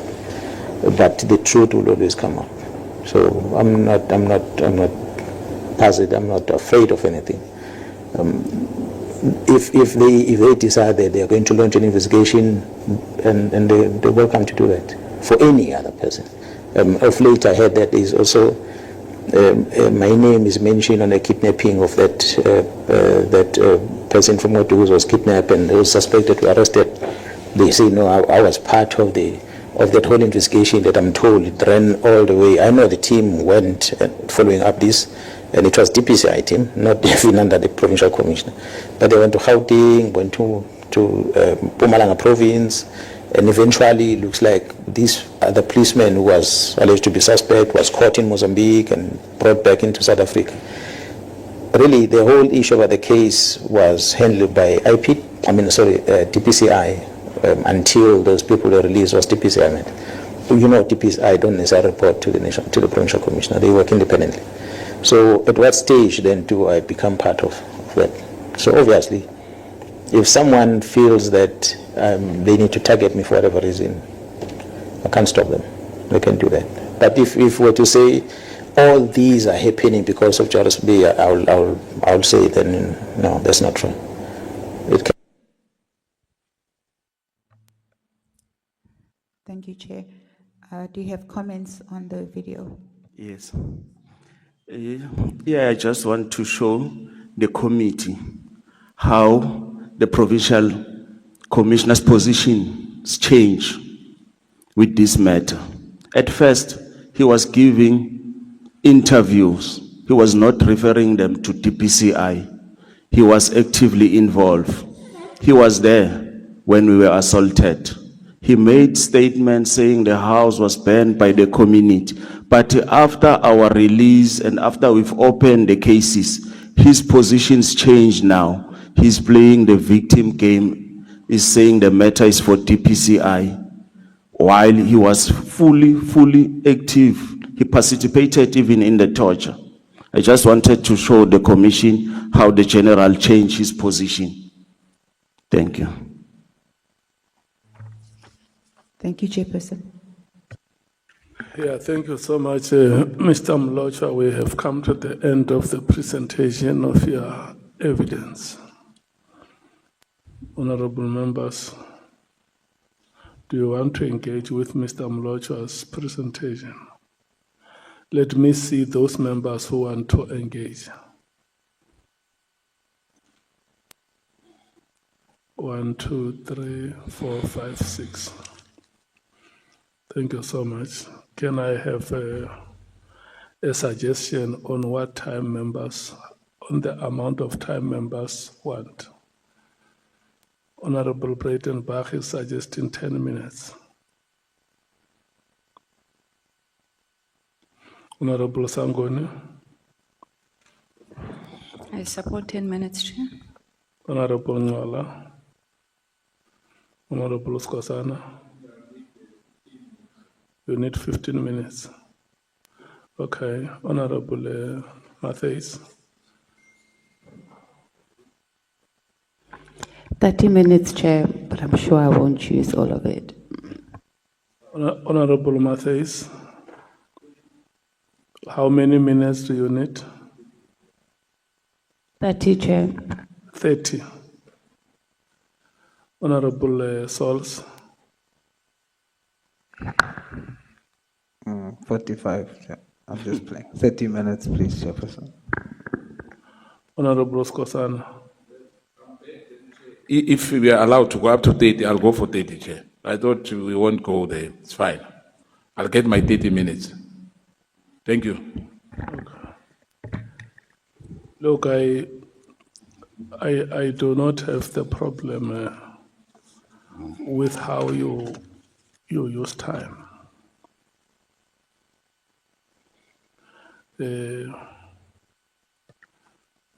Today is Friday now. The way you use time, you must also know that I'm not going to sit here as the chairperson looking at you using the time the way you want. And when you have used the time, you stand up and leave here and expect me to continue with the proceedings. Once you stand up and leave, I also call the proceedings off. Agreed? That applies to the people who want 30 minutes. I get it, Chair. What I'm saying is that I'm not going to sit here alone for the whole day from 10 o'clock until the last witness. When you come here and speak, and after speaking, you leave. Let's start. It's now 11:45. So your time starts now. Thank you. Thank you very much, Chairperson. Good morning, Mr. Mlocha. Mr. Mlotha, I just have very, very few questions for you. Where's Mr. Zakaria Desai now? Do you know what eventually happened to him? I really wrote on the news that he was found somewhere around Devon. You don't know the circumstances around? I don't know. Okay. What led the police to your house in Mpumalanga? How do you get involved in all of this? They asked the Steph Bright where he was the past night, and then he said he was in Mpumalanga, and then that's where he brought the police there. And I must mention that I'm not staying on that house, I'm staying on the other house. The one, you're staying in the one that was not burnt? Yes. Okay, so Mr. Steph Bright was the actual suspect, and your house was then caught up in it because that is where Mr. Steph Bright was? Yes, the main suspect, I think it was Mr. Nangi, because there is all over the media allegation that he's a kidnapping kingpin. Because even the police there, they were offering me 500,000 to implicate him. Okay, okay. And then, to the best of your knowledge, how does Mr. Nangi know Mr. Matlala? I don't know. I only heard now on the testimony of Mr. Matlala that they are staying at the same complex at Mainstream. Okay, but Mr. Nangi has never mentioned. No. And then, since the case against you was withdrawn, have you been in contact? Is Mr. Nangi also still pursuing cases? He knows Mr. Matlala. Have you had that sort of engagement relationship as co-accused? No, I don't know their relationship. As we are still talking, because we are now being represented by same advocate in Pretoria for our civil case matter. Okay. Have you ever kidnapped anybody? I mean, the general was very emphatic that they think that they've got the right suspects. You just happen to be somebody who had a house in the wrong place at the wrong time? Are you aware of any of these activities of Mr. Nangi? I mean, he is your business partner, you said. Yes. Were you aware that he's a kidnapper, and were you involved in any way? I've never involved in any kidnapping or in any other case in South Africa. It was my first time being arrested. So I've read in the newspapers that he is an alleged kidnapping kingpin, but he has never been charged or sentenced. So I cannot comment further. I cannot say he is or he's not, but we will presume innocent until proven guilty. Okay, then on paragraph 8.6, you spoke about collusion. KwaDukuza Magistrates Court, the police, local prosecutors. Can you just elaborate on that? How did you come to the conclusion that there was collusion? There was collusion. Okay, let me go through the statement. Yeah, because the family was the one who was dictating the terms there. It was dictating the terms even on the day of our release. I remember they called us around 8:30 from the holding cell towards the courtroom where the family and the legal representative were there. We were discussing, they were saying to us they are going to release us, but they will want us to assist them in getting the victim. I said, if you are going to release me with condition, it's better we proceed with the bail condition, with the bail application. So the family was involved. It was pulling strings all over there. Okay, and what did the court do? And then we were brought back to the holding cell, and then later around 12 we were called where they withdrawn the matter. Okay, okay, I'm confused by this issue of, okay, at your house. Firstly, you weren't there, so how do you know that they didn't have a search warrant? Because up until today, They didn't produce any. Secondly, I was arrested in Mozambique. I was arrested in Mozambique, the South African government was supposed to ask for the extradition processes where they will have to provide cases, the status of the investigation, of which they didn't do any of this. I was illegally renditioned into the country, taken to Watugus, so they didn't have the search warrant, because if you cannot have this arrest warrant, how are we going to get the search warrant? They didn't have any, because even up until today, they didn't produce one. Okay. Now, you saying that General Mkhwanazi, his statements were false and it was a cover-up. Please make me understand why you believe that the police would want to burn down your property.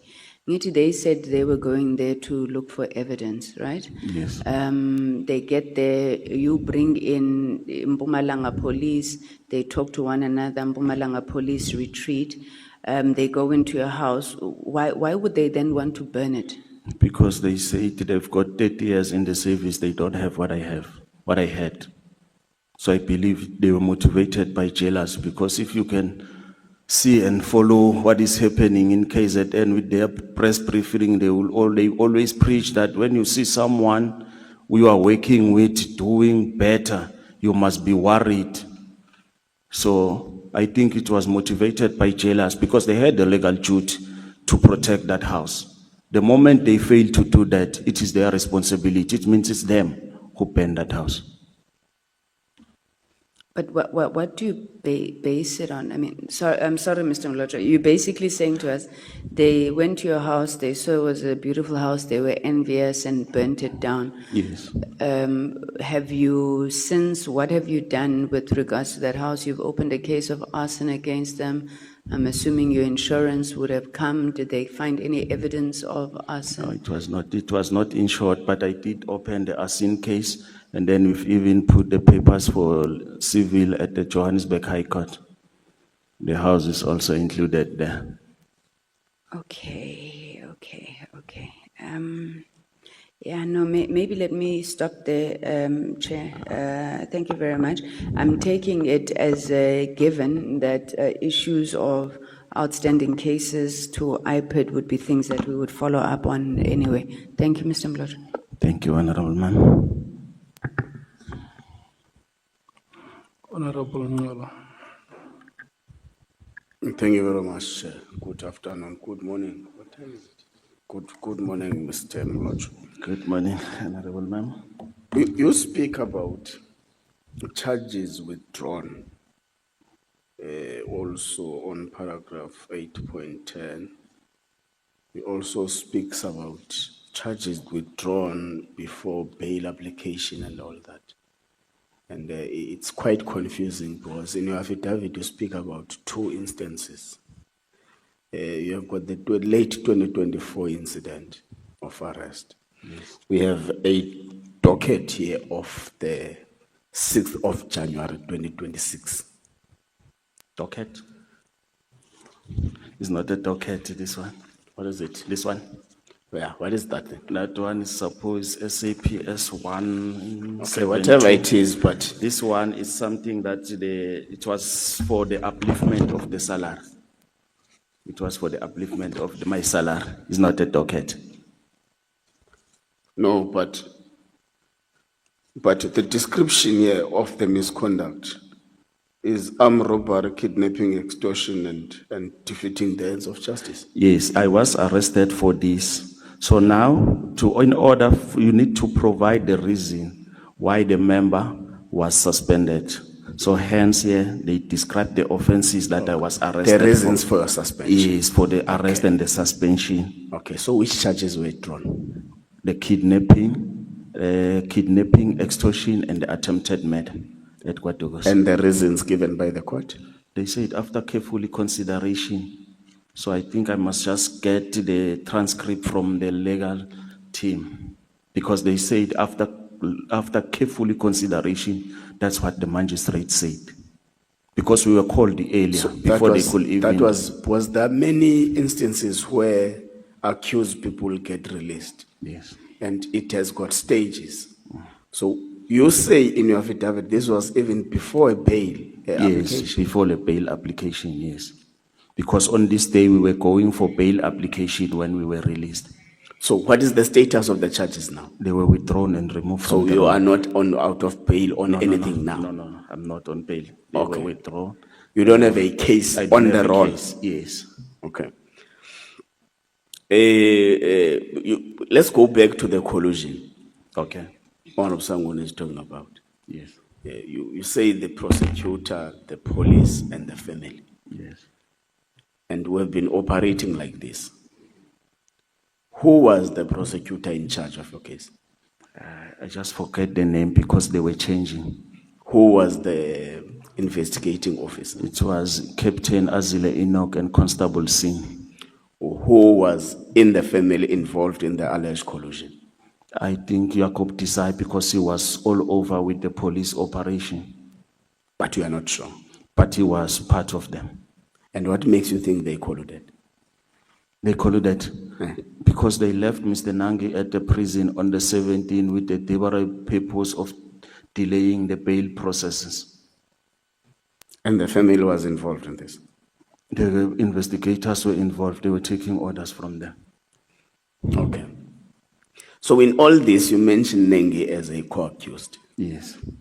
And we all have received a testimony in this committee of Nengi having filed a complaint with IPD. Yes. Have you filed a complaint with IPD? Yes, I did. Okay. When was the complaint filed? We on the same case, on the case 143 of the Bedford View. So you are a co-complainant of Yes. Nengi. So you are in the same complaint. Yes, the three of us. Okay. Let's go back to the burning of the house. Yes. You were not there. Yes, I was not there. You were in Mozambique. Yes. How do you know that they did not have a search warrant? They didn't produce because To who? even to the police that went there, even when we requested it, when we came, when the lawyers requested it, they didn't provide. Okay, do you have evidence backing that? Yes, there is because no they search. There is no search warrant produced. Yes, because they didn't provide. I'll ask my legal team to assist me with Can that. you have someone, even if it's someone who was in the premises, to corroborate that there was no search warrant produced by the officers? There's nothing because they didn't even went to report. Okay, to was the there police someone there? No, the caretaker was around that site. So can There was no someone. Can the caretaker corroborate the story that there was no search warrant? Because it's Yes. difficult to listen from you on that point because you were in Mozambique. There was no search warrant because even Advocate Vusi Sehodi asked it from Colonel Ismail Dawood, of which he failed to produce. Okay, let's pass it. You say there is even the affidavit of the ward councillor proves that there was an issue around not the community planning. Yes. And you say the affidavit is SHM3, but in the attachments there is no SHM3. I don't know, but we've submitted everything. I think he will need to. Yeah, we don't have this is the bundle of your attachments. I think we need don't. to So ask from currently Konami. we don't have. I want you to at least have a light that currently we don't have the alleged affidavit by the ward councillor. I did submit it to Vonani. Let me go through my stuff and see. But I did submit everything. Everything that I've touched, I've submitted here. Okay. So, okay, let's take a few seconds for you to explain. Yeah, Tembinkosi Makoben. This is the attachment. Yes, on the attachment. Yeah, unfortunately, you can't even see what's written Okay, there. I think it's we not need- even marked as HM3, so that's the problem. Okay. But just briefly, he says what about the burning of the house? Let me go and read on the 7.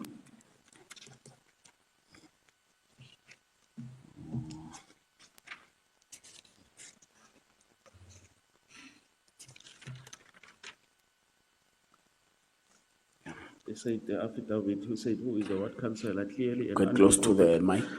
he clearly and unequivocally contradicts Lieutenant General Mkwanas. I refer the committee to annexure SHM 03. Can I go through the affidavit? No, it's going to take time. Okay.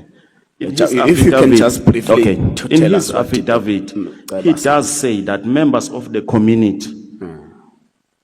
He said, where it is, he does. He says that members of the community said, no, this should be wrong. He said the members of the community didn't burn the house.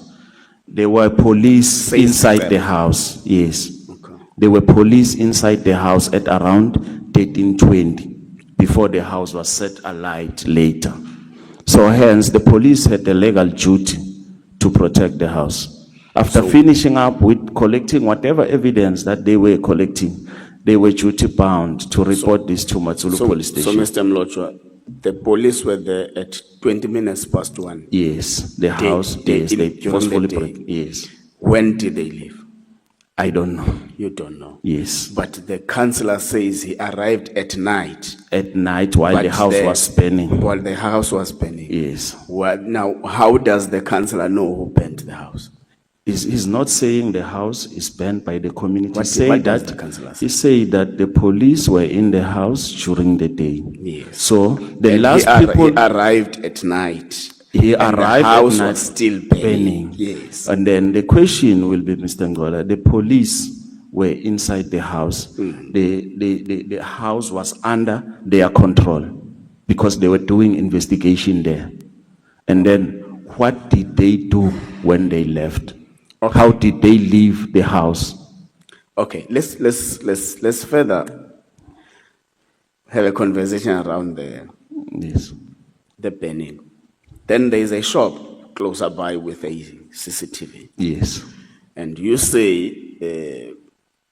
the police went there, requested CCTV The following day. and all that, paid 2,000. Yes, they pay with the What is the normal procedure of requesting such information for investigation purposes? They were supposed to call the LCR to go and download whatever that they were looking for, or to take that DVDR and book it at SAP13 for further investigation until they download what they wanted. But there was no need for them to pay, and they use this method of shop-to-shop payment. Yes. How do you know this payment? I went there to the Indian shop. I read the statement, and I also went there because I went to check my house. He said, "Hey, those guys here, they come here, they took my cameras, they pay with the shop-to-shop things." Did you try to get at least an affidavit from the shop owner? He did provide the affidavit in the case that we've opened. In the case, Yes. have you attached that? Yes, it is attached. As yeah. part of your evidence. Yes. Yeah, because I was looking for SHM4 also. I check can't with- find. Yeah. Because here it starts at SHM1 and I then don't know. it- We will rectify the numbering. Here's the affidavit. Is from Mr. Masele Apikadi. Masele Apikadi.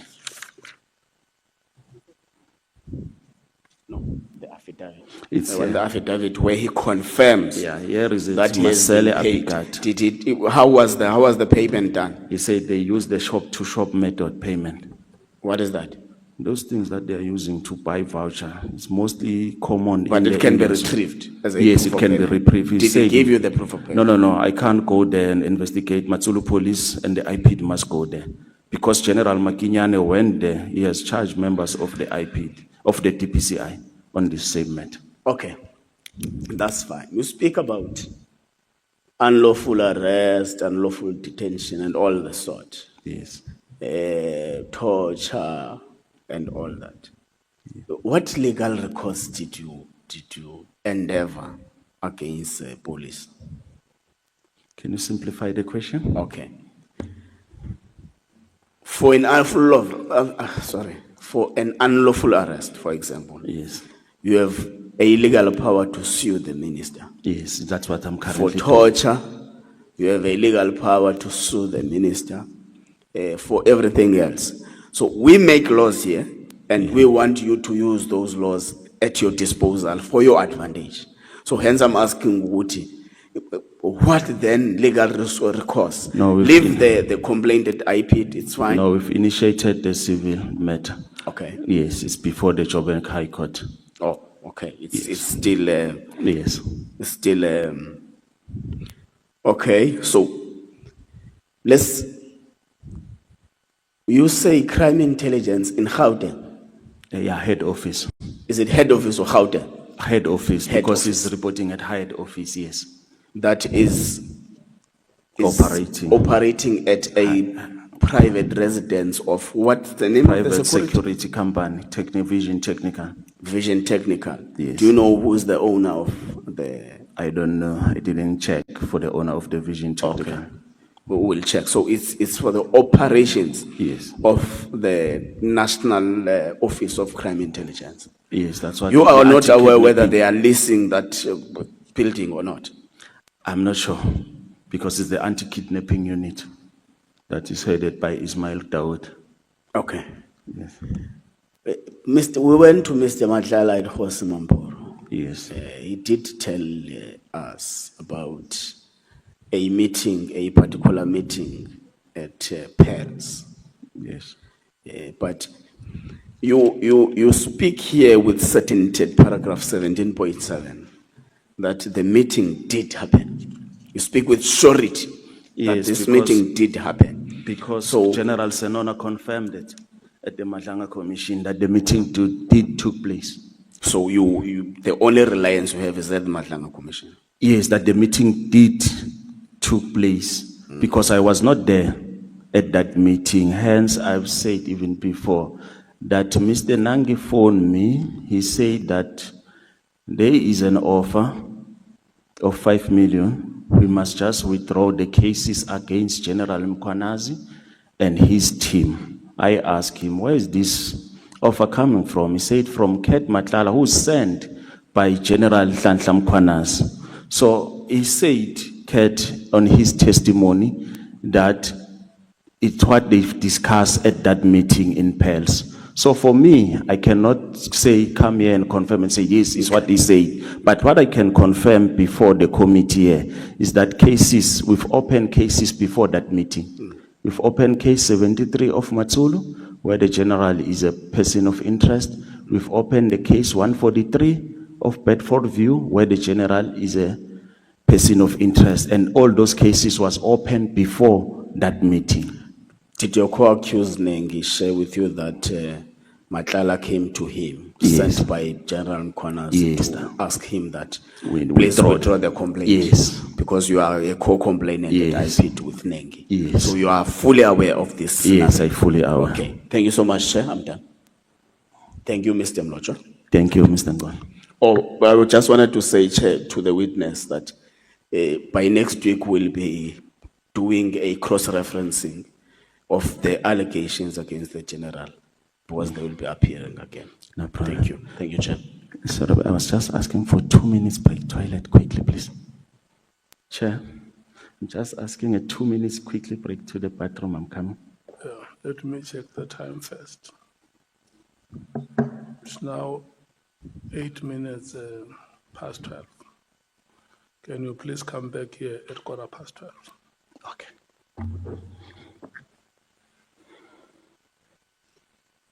Can I?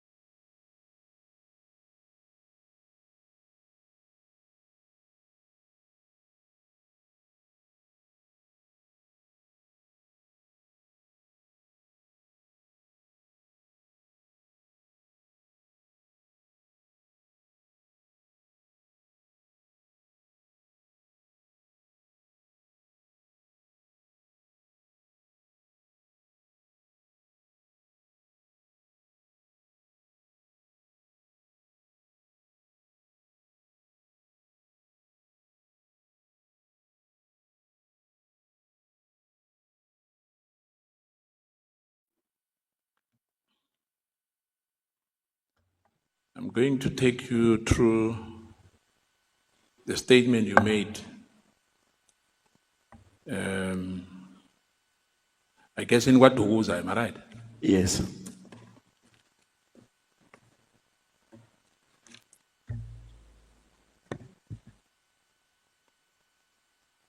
So when you were making that statement, they asked you that, do you know why you were brought to the police there to make a statement? You agreed, am I right? Which one, Mr. Skosan? I'm sorry? Which statement? Which statement? The statement you made, the iteration which you made there. Where? In Kwatuguza. Which one is that? How many do you have? Maybe there's many. Kwatuguza. Yes, when you were taken to KKZN. Which statement are you talking about? No, let's start here. Were you taken to KZN? Yes. Did you make any statement in any police station in KZN? Yes, Kwatuguza, we did make one. So I'm talking about that one. Okay. Thank you. Now, you are saying here, they are asking you, I mean, you say, as a policeman, you know about this. I'm not going to take you through that. Okay. The investigation officer told me on the 2024-11-2029, why do you want to make a statement? You said you want to clarify about the matter and try to assist the state on this case. Am I right? Yes, you are right. Now, you said, you know, you're a policeman, right? Now, where I'm going to read, you know, not the whole statement. They ask you that do you have any injuries, bruises, wounds, or scars on your body of any nature whatsoever. You said yes, because you had some bruises on your right hand because you were handcuffed. Am I right? Yes, and then assaulted also. No. I'm just saying what is here on your statement. Okay, let me before we go any further, you are referring the statement made under duress. No. Yes, I made the statement under duress after they've assaulted me. So hence it didn't stand in court. So Yeah, we no. are based on that statement, or which one is it? Yeah, what I'm trying to find from you, remember we are not a court of law. Okay, no, I understand. Yes. So I'm going to ask you based on what they gave us. Remember, we do our own research. Yes. Vis-a-vis, we are testing this thing. Okay, no Yeah. problem. So I'm going to I'm with test you. you on this matter. Yes. You know, and remember, if I may ask you, why do you want us to believe you and not to believe General Mkhwanazi? I didn't say. No, I'm just asking you. I'm No, not no. saying. I'm just testing you. I didn't say you must believe me or not believe General Mkhwanazi. I've just put facts before you. I've put 2 videos where he contradicts himself before this house. I I didn't understand that. say that you must believe me. No, Don't because believe General Mkhwanazi. No. I because- didn't say that. Yeah, remember you said that he is lying. Yes, what he said is not true with Yeah. the supporting documents that I brought hence, in here. hence I'm putting it to you that must we believe you because of what you are giving us? I don't know. It's up to you. Up to us. Thank you. Now let's come to the injuries. Yes. They ask you that, were any promise made to you in order to influence you to make this statement? You said no. Yes, because I was under duress. They've been assaulting me, so I was scared that they are going to assault me again. If that statement, they should have taken it to court. Why didn't they take it to court? Yeah. Because one, you need to understand something, Mr. Skosan. When you do confession must yield results. That statement you are talking about was made on the 29th after the assault. Even 9 days later or 10 days later on the 9th, I was still booked out for an assault. Yeah, no, so I understand that that. statement was made under duress because So- I was assaulted.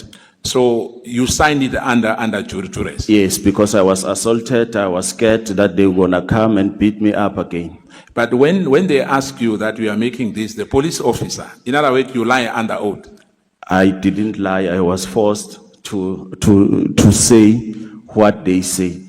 No. But remember, I'm just reading to you, Yes. and I guess that they've read that to you as well. Hence, I'm saying that this statement was made under duress. So it they does put not a stand. gun on you Yeah, to no, say they you must didn't do put that. a gun, but they were beating me, assaulting me, putting me in a dirty cell, smelling blanket, all those things. They were torturing me, kept me for 9 days without calling my family.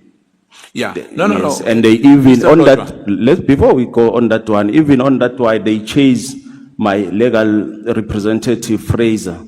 They didn't want him. Those statements are made with the assistance of the legal team. Yeah. And even in that one, the one that you are reading from, there was there was no rush. They should have waited for Monday to make the statement before the magistrate, but they arranged their own person who's working at the same station. Yeah. So, but because of time, because of time, I'm with you. Yeah. Because of time, I'm with you. That I've got the statement. I was beaten. I was under duress. No, it's fine. Yes. I'm going to transfer with you this matter, because I want to test the veracity of this statement vis-a-vis what you submitted as well. Now, the issue of Neji, is Neji the other name Rico? Yes, it's Rico. Did Rico wanted to hire a house for 6 months? No. It was a lie. Yes, you lied here to they were say telling that you me, wanted. They were telling me what I must say there.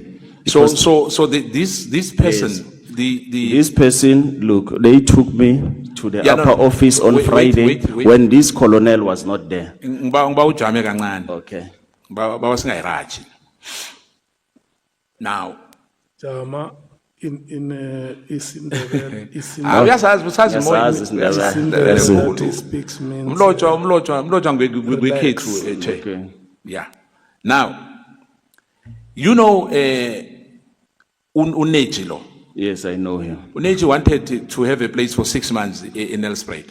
No, that's not true. So you fabricated this, Yes, this because story. that's what they were saying. Hence, even if you can go through that statement and go towards the end, what I did on that statement, I put the issue of Mozambique, the rendition, so that when we go to court with these under duress things, we will touch the issue of extradition, because I was extradited without papers. Yeah. And I put it I there heard you. just to, balance it, because they were beating me. Yeah, but mamela, ngifuna ukuthi sirage into lekuhle. Yes. Singayimix. Singayimix. Yeah, sizokufika lapha ku rendition yase-Mozambique.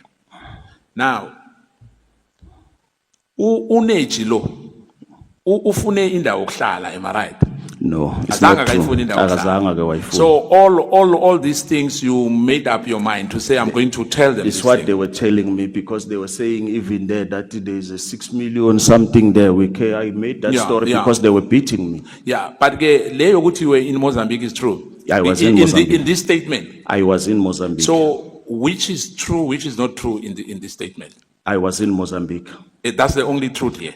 Yes, that's the only. I don't know the other thing. You can go through the statement, but I'm saying that you can't focus on the statement made under duress. Yeah, no. Because under duress, you are subjected to torture. Yeah, Yes, you are subjected to torture, beating, all remember- those things. So you will say anything Yeah, just to defend but- yourself, to come out alive under that circumstances. But remember, there's names here as well. There's- But wait.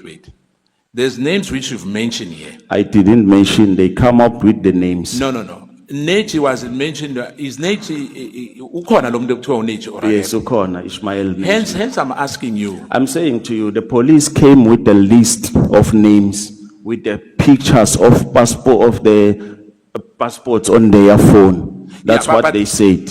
But Mr. Mlotshwa, Yes, Babu. let's start here. Maybe let me go back. You said that you are running a funeral Pala business. Pala business. Yes, true. And you did get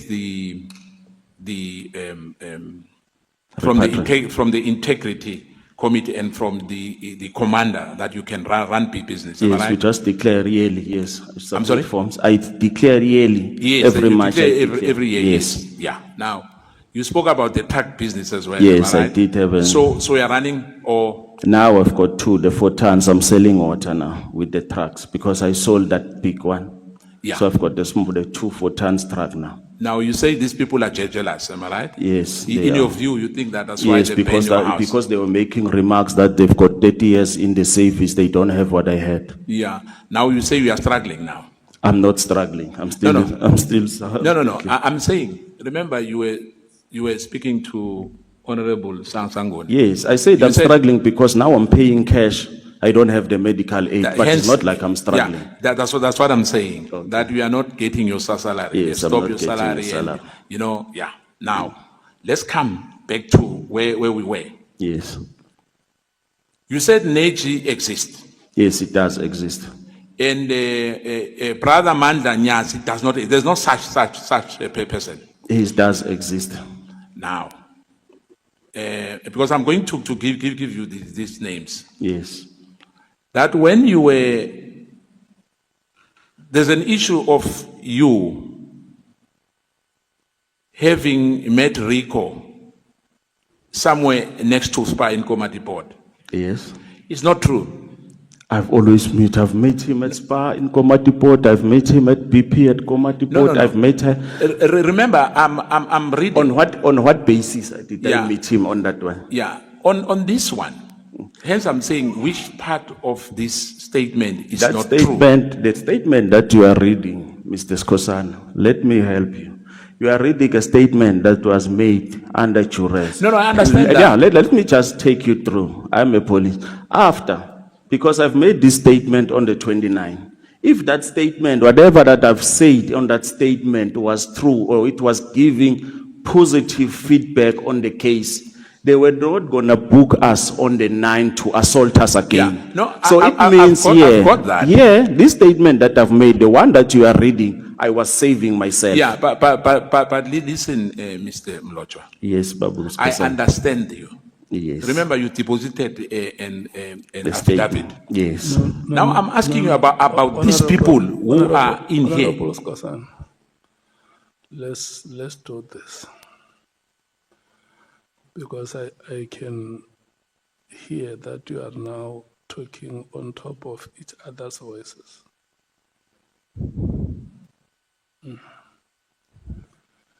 You, Mr. Mloch, Chair. you allow Honorable Skosana to ask you a question. And then he will give you time to respond. All right, thanks, Chair. There must not be an exchange. No matter how agitated or how justified you may feel, allow him to ask. Don't interject. Don't complete his statements. Okay. Thank you. Thank you, Chair. Now, Mr. Mlochwa, hence I'm giving you names and the issue of SPA, that there was an issue here about Rico, that you met him at SPA, and you are saying to me, you normally go to SPA. But my question is, in mid-September 2024 or early October, that's what you said, was this as well under duress that you met Rico at SPA? Yes, they were beating me. I've met him many times. I've met him even at Spa at Crossing. I've met him at Matsulu Crossing. Yeah, no, it's fine. I've met him at Komati Port. I've met him at the border. But what I want us to agree, Mr. Mloch, I'm asking you only about Komati Port. I've met him many times at Komati Port. Yeah, so Rico exists and the Spa Komati Port exists here. Yes. And was it Kaliki? Kalini. That there was a matter which you were supposed to fetch Kalini. He was going to Maputo and he was waiting for Kalini. That was Rico waiting for Kalini. Now, that as well is not true. You made that up. No, just that, please, because I don't have enough time. Khalil, most of the time is his driver. They will come with Khalil. I don't know. Yes, Ukona, it does exist. Thank you. Yes. Now, and the police came with the picture of him. They asked me who this man is. I said it's Khalil. Yeah. Now, this issue of kidnapping someone, when you confess to them, whether you say under jujures, that they brought someone. Yes. They were driving a Legend. That Toyota Legend does exist as well. I don't know about that Toyota Legend because I No, but even what- say yeah, but they what I'm do have cars. They do have cars. I even said, even on that one towards the end, I said that there is cameras in my neighbor's shop Yes, the that can Ethiopian shop. assist the police. While I was bringing in those issue of cameras, was to say that whatever that those guys were forcing me to say does not exist. Hence, those police, when they took those cameras, they didn't submit it at court as evidence. They destroyed the evidence. Yeah, but I'm saying, do you have evidence that they've destroyed evidence? Yes, I have, because it's not in the SAP 13. Yeah, no, no. There was no need for them to buy it. That's Yeah. wrong of buying. That's wrong of taking out money. State money, you must apply for it. Whose money did they use to pay for that pay shop-to-shop things? Yeah, no, what I'm asking you, Mr. Mlocho, you are saying they've destroyed. Yes, I'm saying they've destroyed. There's a shop closer to your Yes, place. yes. There's cameras in that Yes. place. Yes. Now, we are saying to the committee that they've destroyed the evidence. Yes. Even They've got the evidence, but they've destroyed the evidence. I don't know, but I said there is, yes, it's evidence. They destroy it because it's supposed to brought in there to show that whatever that I've said there, that there was a car, there's nothing like that. Yeah, I was under duress. No. Let's not go there, because this under duress you told me about. Yes. Now, I'm saying you are not under duress now. Yeah, now I'm not under duress, Yes. but you are reading a statement Yeah. made under duress to but- question me about it. No. I'm questioning you about people and the events. Not people. The no. people came with the police came with a list of people. No. Sorry, Chair, apologize. Yeah, let's start again, Chair. Thank you for your indulgence. I'm asking you again. You say this Legend 45 and a Corolla, and the person who they brought to you, it was not true. You just made that up. Yes, I made that up. So these people like your Ahmad and all these names who are here, those people don't exist. They came with the names and then asked me who are those people. I know them. Ahmad is his nephew or brother. I know him. They came with Tijabu. We bought cars from him at Davidton. They came with his picture. They just brought a lot of pictures. Even in my phone, they came with pictures of my colleagues asking me, who's this? Yeah, now they brought in these people. They just bring in people, to say.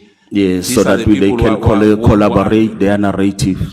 Yeah, so they brought them to Watoguza as well. No. They show Just me give you- on they their show phone. They you. came into So- the cells. So this statement here, Yes. and vis-a-vis the one which you gave it to us, Yes.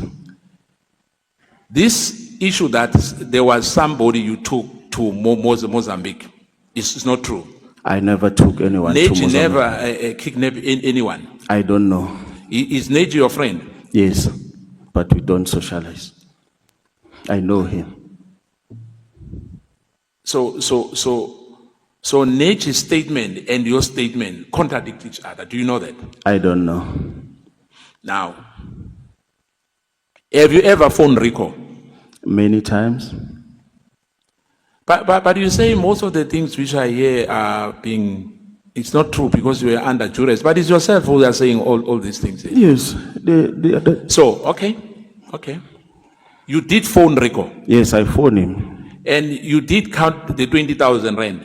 Which 20,000? The 20,000 which they gave it to you. For what reason? No, I'm asking you. You No, must I'm asking tell you. us. I'm asking you. You are telling me. Your statement says that here. No, it's them who are telling me. So I had to defend myself because they were assaulting me.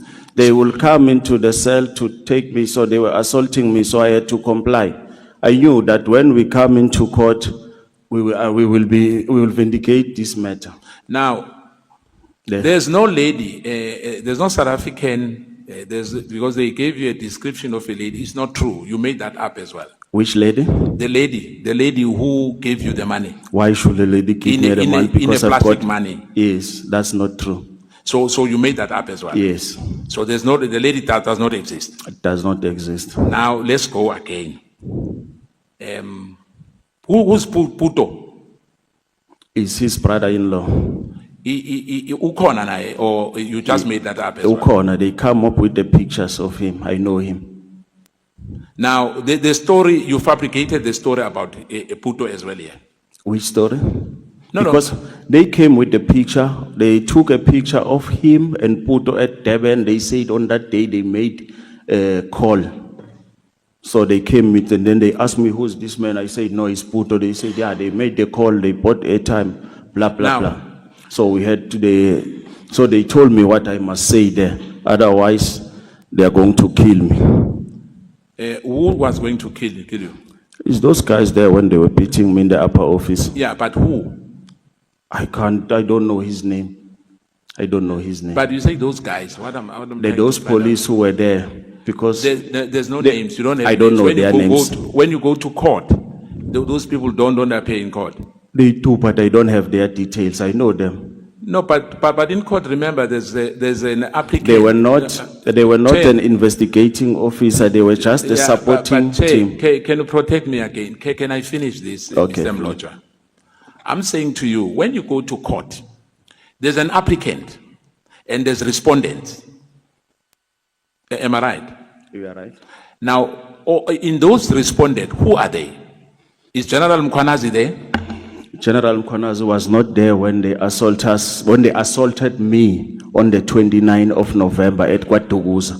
General Mkwanazi was there on the 9th of December because they were a group of, I think, 20 to 30 people. So others, I don't know them. I know Warrant Officer Dion because he's the one who served me with the suspension letter. I know Constable Singh because he was... Wait, Mr. Mlocha. I'm saying that you said the matter is in court, am I right? Which matter? Your matter. Yes, it's in court. As I said, you are the applicant, am I right? Yes.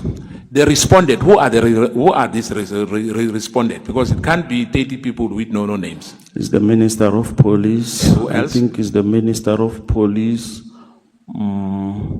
Vision Technical, Metro, Durban Metro Police, and Extreme Defense, I think is the National Commissioner. So people who assaulted you, you don't know them? I've mentioned those that I know. The others that I don't know, I didn't mention them. Now, again, Ahmad is coming back and was also an uncle of Stefan. Is that true? An uncle or a brother-in-law? No, it says uncle. Okay. A brother-in-law, I'm coming to the brother-in-law. I think so. I don't know. No, what I'm asking is that Ahmad and Stefan, do you know them? I know them, yes. Did Rico call you after 7 days? Oh, you said Rico always calls you, if I'm yes, right. Always call me. Because of time, I'm rushing. Who was driving a grey Mercedes-Benz with a GP number plate? Where? When on Tuesday, 20/24/11/19, Rico called me at about 8 o'clock. He called me saying that he was passing Nelspruit and he's asked me to pick up Stefan and meet him at Barberton Road. He was driving a Mercedes-Benz. He called a Mercedes-Benz as well. Yeah, it's not grey. I think it's bluish, but he never called me on that day. I was at Comas, if my memory served me well on that day. So the 1,200 for petrol, did they give you that money, or you made that up as Where well? did he put it? They've made that money. Can you give someone 1.2 just for less than 20 kilometers? No, I don't know. I'm asking. Okay, no, there's no such a thing. There's no such. You just made that up. Yes, there's no such a thing. Remember, Julius Mkwanazi said he borrowed Ket Matlala money 500 and so you know, it's not something funny. Yes. You know, these things do happen. Whether it's true or not is another story. No. Now, with my 5 minutes left, I want to find out from you, because the way you describe this legend 45 and a Corolla, you said that they had no number plate. Am I right? No, that's not true. That's not true. And the issue that the victim was with Rico's brother, Dino, and Ahmad is not true. Yes, where? You made that up. They am I were right? telling me, yes. Yeah, no, but it's you, remember? Yeah, I'm Yes, talking they were about telling you. me, yes. No. Hence I've said they were telling me. Yeah, but Mr. Mlojwa, Babu Skosan, when you were making this statement, you were alone, am I right? they were there outside. They said they will come and read the statement. If I don't comply, they are coming back. When he says, when he addresses you as Mr. Mlojo, you can just say honorable member. Apology, Chair. Ekolisa Babu Skosan. Thank you, honorable member. Yes, thank you. Now, well, what I'm trying to what I'm testing on you now. Yes. When you were at the police station as a policeman, you are sitting with somebody you are making a statement. Am I right? Yes. The people who were intimidating you were outside. No, they were not there. They came out later around 7. Because when they left on Friday, they said, "Is this white guy?" He said, "If you make kak, we are coming back for you tomorrow. Comply." So you've opened cases against those people? Yes, we've opened cases. Hence I was asking you the names. Yes, I've opened and I've mentioned the people that I know. Yeah, now, but do you agree that when you made this statement, it was you and the person who was taking a statement from you? Only? The same person from that Okay, same Kenneth. station. When you do confession, you don't necessarily call the people from your same station. You get the neutral person. Yes. So they call the same person from the same station. So I had no choice but to comply for whatever that they were that they've said to save myself from the assault. Because the assault started at Maputo and then it came to Stenga, it continued. And they said they are going to come back, and yes, they came back on Saturday after that alleged confession. Yeah, but what I'm asking you, it was the two of you with that person who's independent, who's coming from another station to take statement from you. It's not from another station, it's from the same station. Yeah, but you remember you were saying to me now. You need to get someone, but a confession, you just go to the magistrate. There was no need, there was no rush. They should have waited for Monday. If the magistrate was not around on Saturday, they should have waited for Monday with my legal representative to go and make such a confession. Yeah. But they denied Fraser on that day that he must not see me. But later, while they knew very well that they've assaulted me, they are forcing me to go and make a confession statement, which is not true. And I also forget to mention on my statement here, Babu Skosana, ngixolele ngoba sengidla Yeah, isikhathi but sakho. ngicela kancane. Okay. Yeah, ngicela kancane ngoba vele uthe uzongistopha. I just want to make this one in one because there's no more time. Remember, as I said to you, you made a statement about Rico, which is Neji or Rico, am I right? Yes. But because he was released and he now he blames everyone. But what I'm asking, Who he blames? no, I'm talking about you. Who do I blame? Now you are saying you were under torture. Yes, I and was whatever, under right? torture. Yes. Now, Babu Skosana. at that time, but no, wait a second. I'm going to give you for you to respond. I'm done. Were you suspended or you are in a sick leave? I just want to find out those two. When? At that time. No. I was working. But now, why are you not working now? Now, after the assault, when they released us, I had to consult with doctors, of which they booked me off. Second, Okay. I had to deal with the mental health Thank you. issues. Yes. Now, because we've got now the Border Management Agency, which submitted a proof that you crossed the border illegally into Mozambique. Do you know that? How do I cross illegal? Because I stamped my passport at the. You know what? Wait a second. Okay. My question is simple. I'm asking you Do you know that the BMA said you crossed the border illegally? Can I respond, I Chair? just want to find out whether, do you know that? If you don't know, you don't know. No, I don't know. I stamped my passport at the container there, Babuskosan. So there are things, those guys, they can fabricate things because I've submitted an OP entry when I was brought back from Mozambique for that total extradition or rendition. But in court, they went on to say that I was arrested in Komati Port near the port of entry, which contradicts the OP of that. So those, they can fabricate those things because I even saw one statement there from the lady who said that I was brought to the office to stamp, but I was not brought into any office. But I don't have that. I'm saying to you. It's not true, Babuskosan. Yeah. It's not true. Have you ever met Mr. Adams, Honorable Adams? Yes, I've met him, yeah. So you've got a relationship where? I've met him on the Facebook. We arranged, so I was here 2 weeks back. So you started to know him now? Sorry? You started to know him two weeks ago? No. I've met him. I've met him. I saw him on Facebook. So we communicated on Facebook, and then 2 weeks ago I was here outside. So were you not influenced by Adams to open a case against General Mkhwanazi here in Cape Town? No. I was not influenced by him.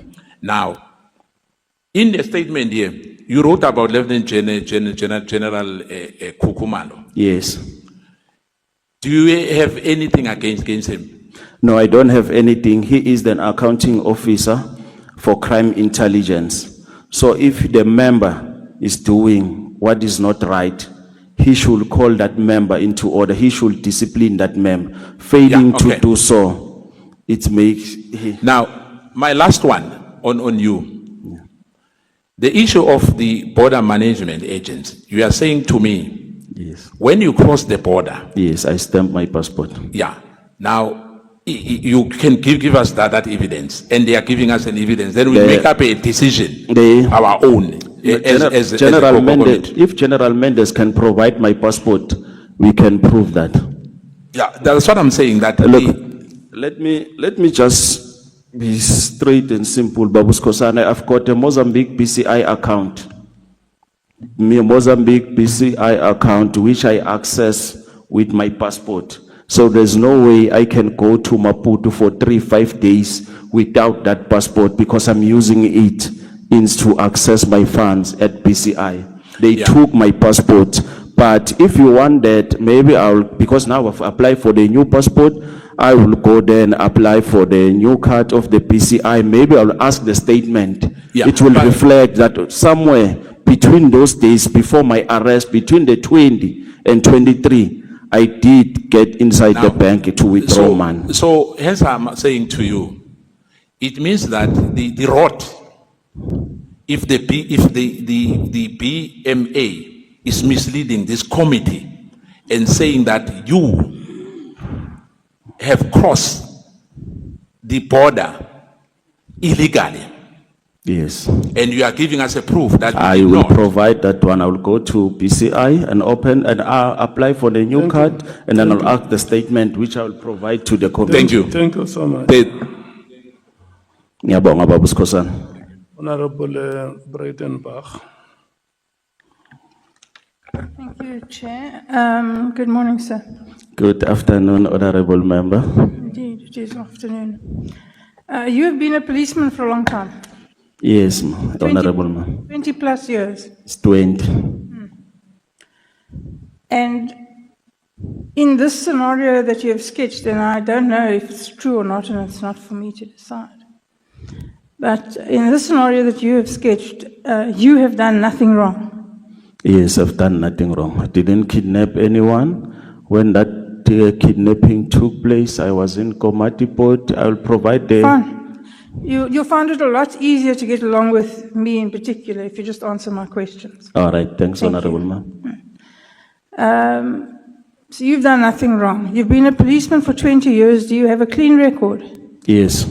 No problems? No problems. No disciplinaries? No. And all of a sudden, one day, all of these things befall you? Yes. For no reason? I don't know what's the reason, because the police that arrested me, they said I was there at the mosque having the R5. I was the one who discharged the firearms there. And all of these policemen and other people, but more particularly policemen, from various units with various ranks and various seniority, conspired on this one day to attack you in this fashion. Why? I don't know. Maybe it's because they wanted Nangi, so they thought that getting me, they will get Nangi. Talking about your friend Nangi, you know that he's a less than salubrious character, right? That's what I read on the news. I don't know any of. You didn't know before? I don't know even now, because it's something that I'm reading on the news. And you haven't made any effort to find out? I did, but I can't find anything. I have no further questions. Thank you. Honorable Matthys. Yes, it is indeed. Good afternoon. How are you? I'm the nice one. Very nice. And I'm going to be very quick if we just work together. Let's start off with, when you opened, you said that it wasn't just Lieutenant General, or our National Commissioner rather, who was on the gates of prison. It was also Lieutenant General Nkonazi. Why? What matters had him on the gates of prison? Because I've opened cases of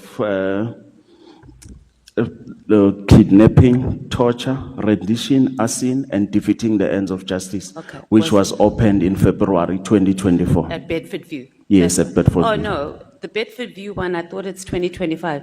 Yes, 2025, sorry, yes, yeah, 2025. Okay. So 2025. So he would be in the, or at the gates of prison. Had the matter, from what you know, had the matter been investigated yet, or the cases were just opened and they've gone to IPED? And how do you have any indication, rather, what is the status with IPED? So far, what I've got from IPED is that they went to Watuguza to collect the copies of the OP entries, the SAP 14, where we were booked So on when did and you get out. this information? I think last week from Makakula. So it's quite early. So It's late. It's late. I mean, because- as in, yeah, it's late. It's late. But what I'm saying is, for you to say you had just opened those cases in 2025, the media briefing was when? It was 2025, 6 July. Yeah, and you had just opened the case. We've opened it February, 4 months earlier. And IPED has just started investigating that case. So you don't think it's a bit of a stretch to say that just because you opened the case, that they were going to be successfully prosecuted? No. We've opened a case, we've provided them with supplementary document, evidence document, which they were supposed to work on it.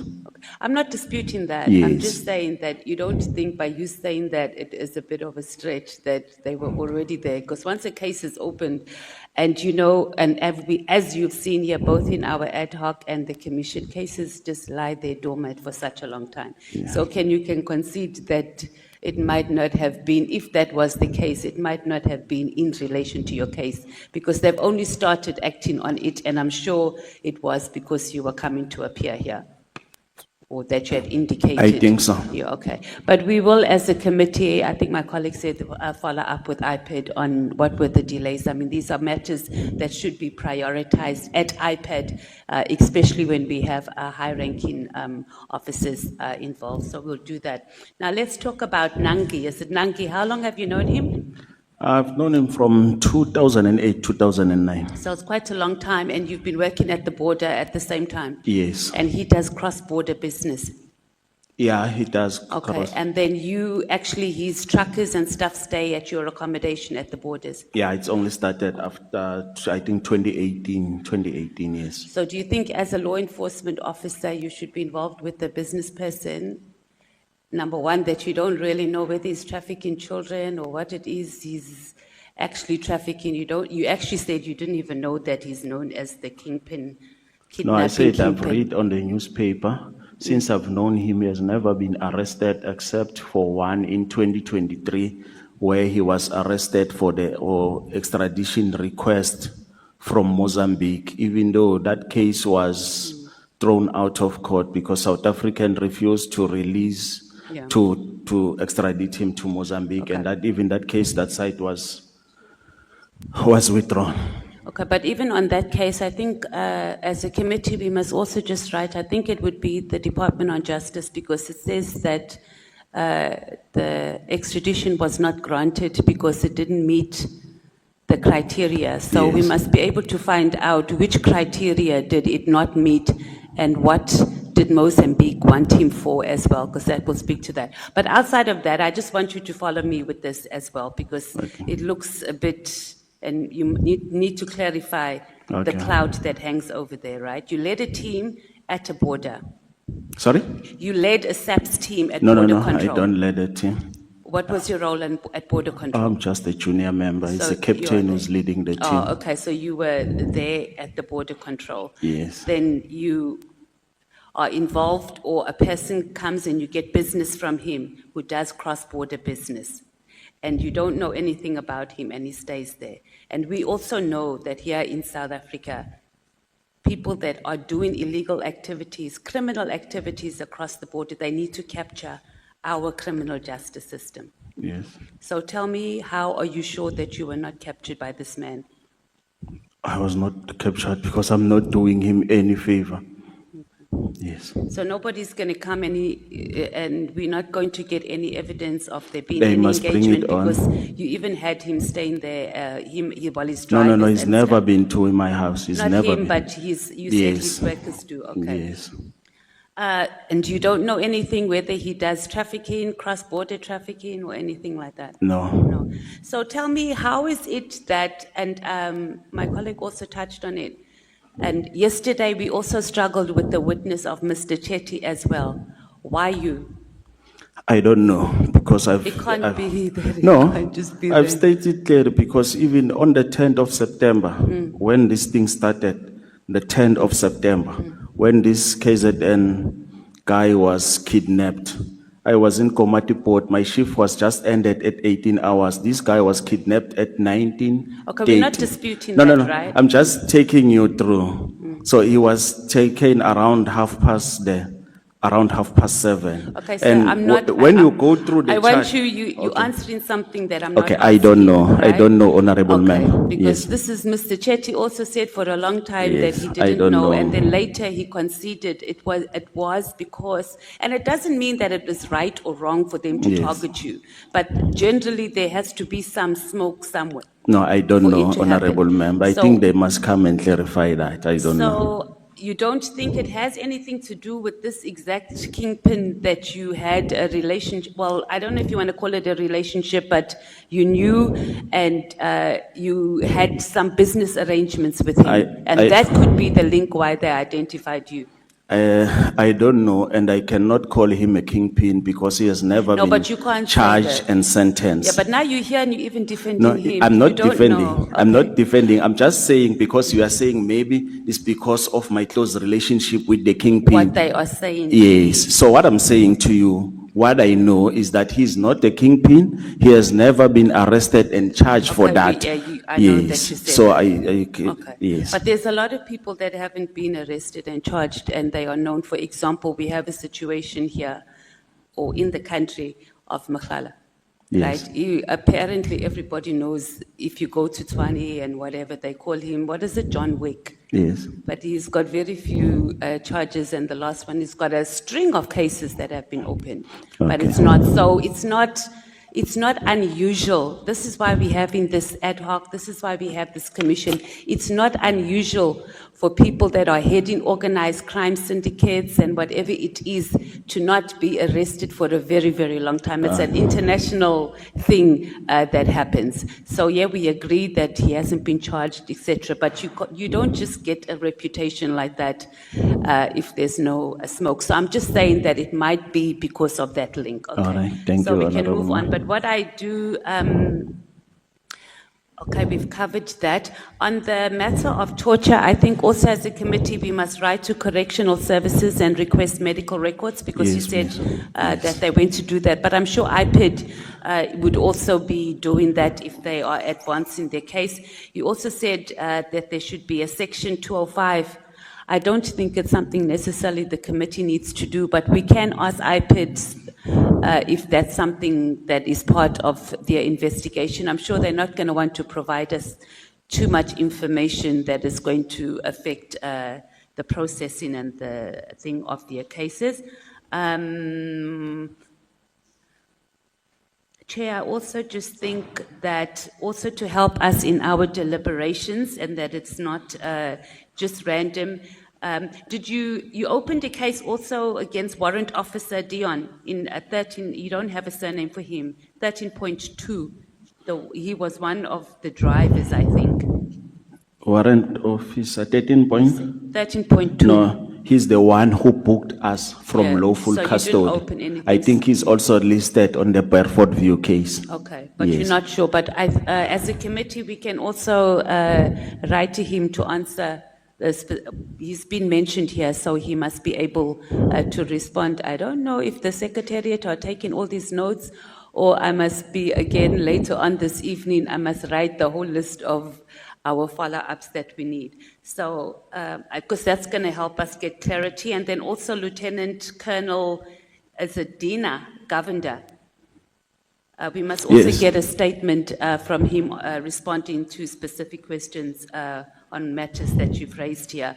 And then also as a committee, Mr. Jakob Disan, the one that you said that was involved with the police, we must also write to him and he must give us a statement responding to these, along with any tracking records that he has Yes. of the cars that you've mentioned in the statement. Do you have their number plates? No, I don't have. They were removed. Okay.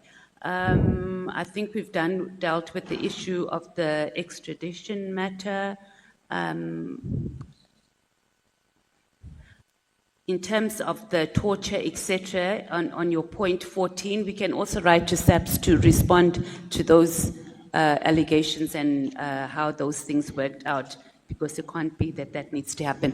And then just to the last question, you briefly, the Public Protector and the Human Rights Commission, I didn't have time because we only got this annex just now.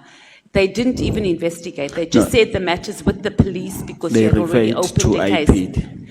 Okay, yeah, IPID, which is part of SAPS, but yeah, I'm just saying, so they didn't, they just said everything, because you had already opened a case with Yes. them, okay. No problem. And just to conclude, you know what we have found, or what I have, I think, or not think, but what we have found on both, and I mentioned this also to Mr. Chetty as well, is that what we have seen in our criminal justice system, there's two categories. We have our SAPS and the most senior officials that have weaponized the entire criminal justice system, from SAPS to the NPA to the judiciary, right? It's either for their personal gain, it's for factional battles, it's for promotions, and some of them is because they've been captured by these criminal syndicate heads, and then they have to process it. And then they're not doing work to service this country as they should, because they're more worried about their fights amongst each other. We don't get serviced as a nation. Then the second category is that, and they're all criminals really, but they're there and they're operating. Then we have the second category, which are the actual criminal syndicates. I don't know if we actually have cartels, because some senior officials who should know these things tell us they aren't, some say that they are. This is the state of the country that we are in, sir. And those for criminal syndicates and cartels to operate, they have to capture the criminal justice system. From your Metro Police, from your SAPS, from your NPA to your judiciary, and it doesn't matter which members, because they can't operate without that being happening. And this is the problem we have in this country. So your case, does it fall into any of those two categories that we have seen, or what you presented to us? I'm not sure. Okay. Is there anything else you'd like to add? No, Because thank I'm you. done. Okay, thank you, Chair. Can I just know how much time I took? So it must be noted how efficient the EFF is. Honorable Matthias, How many? what are you saying? Oh, I'm asking how many minutes did I take? 15 minutes. Long live the EFF. Honorable Cameron. ka tshedimosetso e ka ga go tshwarwa ga Molefe. Shebere o itsisitse paki e gore Sibiya o na le kgolagano le rakgwebo wa di-taxi Joe Sibanyoni. Mogwebi Ngumalo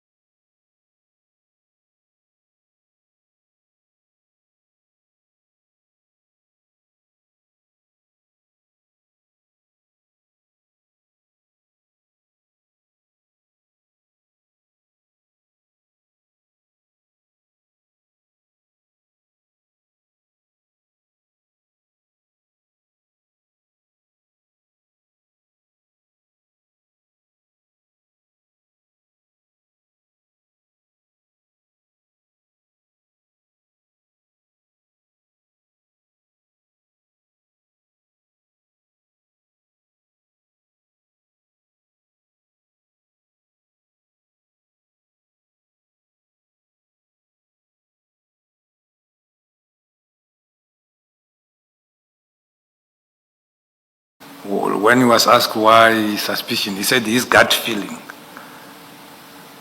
That is why it makes me suspicious.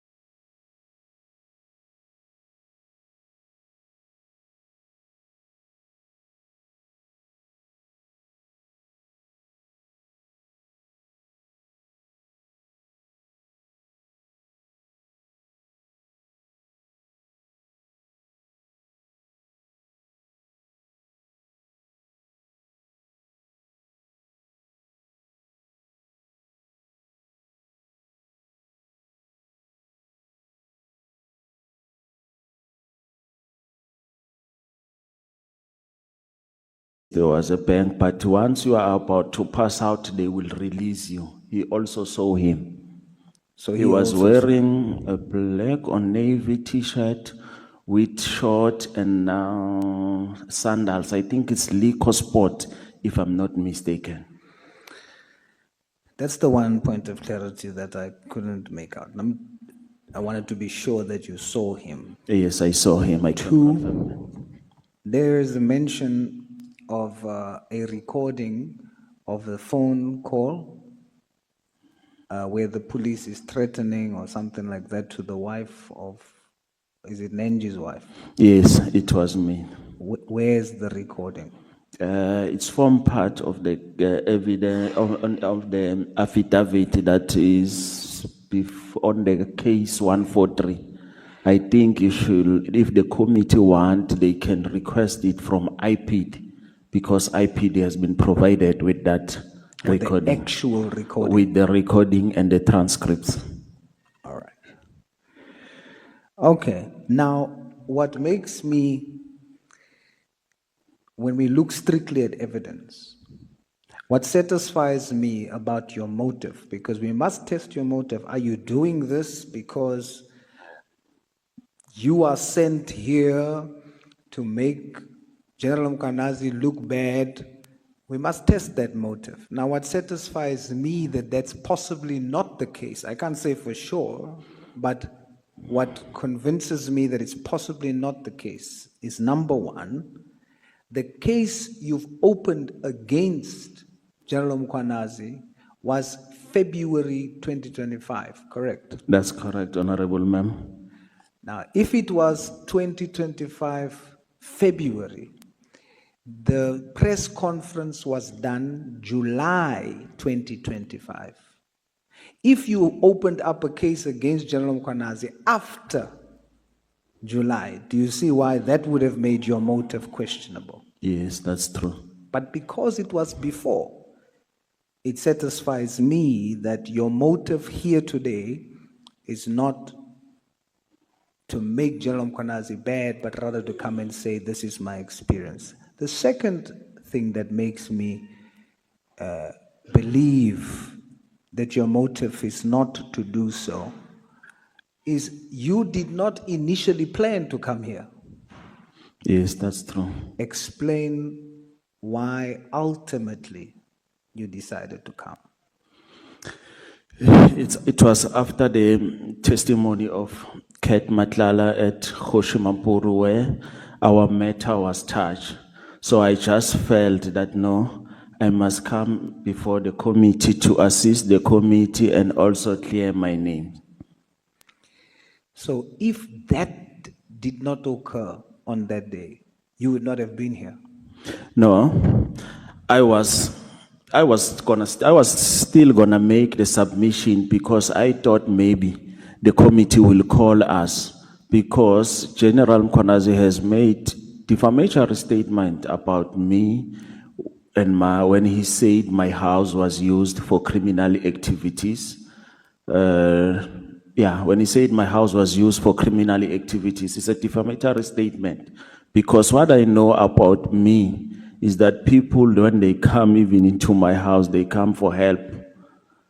So there's no criminal activity that has taken place in my house. I was still gonna make submission to come here and present my case. Yes, but what would have motivated you was the statements made during the course of the hearings. It was the statement made during the course of the hearing, yes. And that's my point. So before that, you didn't sit there and say, I'm going to go. What stirred you? I thought the committee will call me. Yes. Yes. I'm trying to test your motive, you see. Yes, I thought the committee will call me. All right. So it was not because you want to come and make the general look bad. No. It's not about that. It's to come here and place facts before the committee and also the committee to see that the general can change his position depending on where he want to be at that time. So for me, If you can ask me about him, I can say it's someone who you cannot trust because he will change as soon as he want to change, as soon as he want to change. Because based on the 2 videos that I've presented before this committee, you can see that he made 2 public statements, but those statements are contradicting to each other.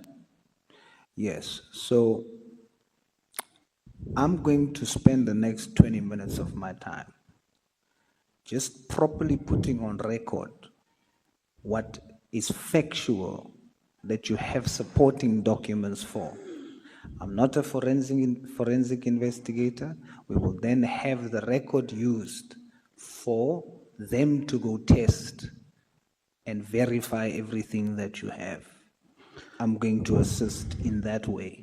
Whatever that I've said here in my affidavit, it's supported with SAPS official documents. Yes, I see. SAP 13 OP sworn statement. So everything that I've said. Mr. Malota, what I'm trying to tell you is, I see it.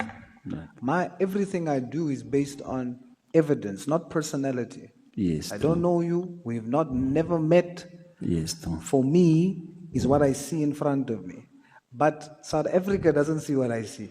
No, I don't care about South Africa. No, you must care. Why? The reason why is because if you don't care, you will not, South Africa won't know for the record what you've experienced. Okay, I apologize. Do you understand? Yes. So my job is to now place your evidence on record. That's all I have to do. So now we're gonna go step by step, right? Yes. What your evidence shows overwhelmingly is that it seems that there are instances where SAPS builds cases on believable scenarios rather than evidence. That's true, Honorable Member, because if we can just read the affidavit that I've provided, the OP entry the OP entry that was made by Warrant Officer Malaza, where I was handed over to the KZN DPCI tracking team, and you check the court recordings where they said I was arrested in Komati Port near the port of entry, but there's no record of me in Komati Port. It shows that they do fabricate cases to push certain narratives. Right, so let's test that assertion. Phase 1. On the 9th of September 2024, Zechariah Desai is kidnapped outside. On the 10, Honorable Is it the 10th? Yes, Honorable Ma'am. Records show the 9th, so. Sorry, it was an error, it's on the 10th. So the 10th of September 2024, Zechariah Desai is kidnapped outside the mosque in KZN. Yes, they say so. Now, if it's in KZN, this is now a high-profile matter, so the media goes for it. And the face that must take responsibility for solving it is General Mkhwanazi. Yes. So now media goes and it becomes a big story. So now it's going to be followed. October goes by.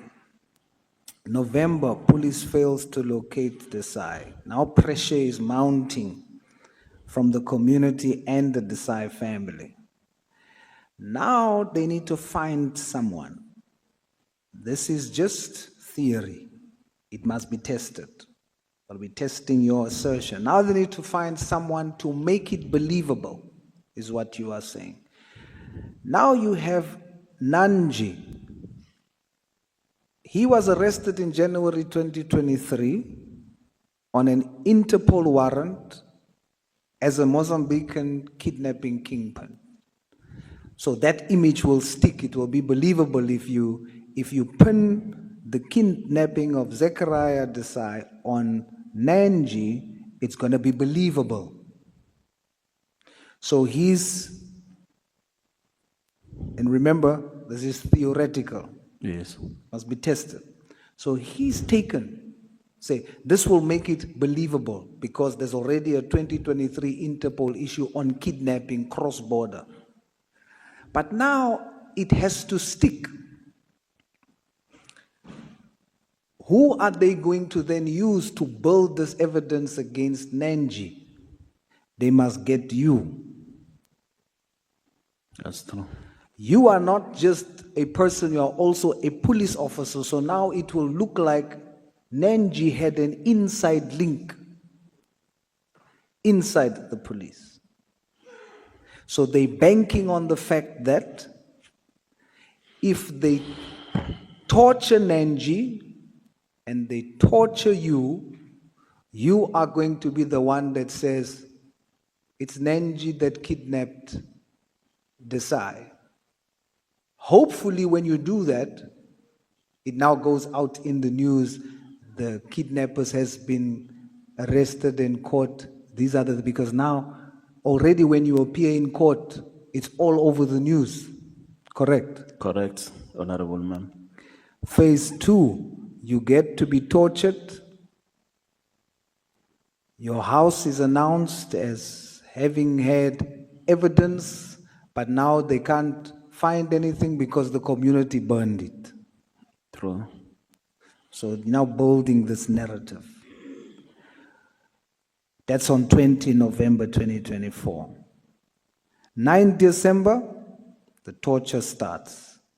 It continued. It started on the 29th of November when I arrived at Stenger. So you've been tortured from November? Yes, it continued. What is the key of the torture? What must come out of it?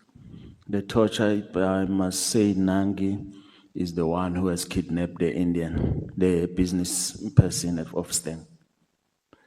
Now you refuse. You don't say so. Now the plan is not working. They have nothing on Nenji now because you don't even want a 500,000.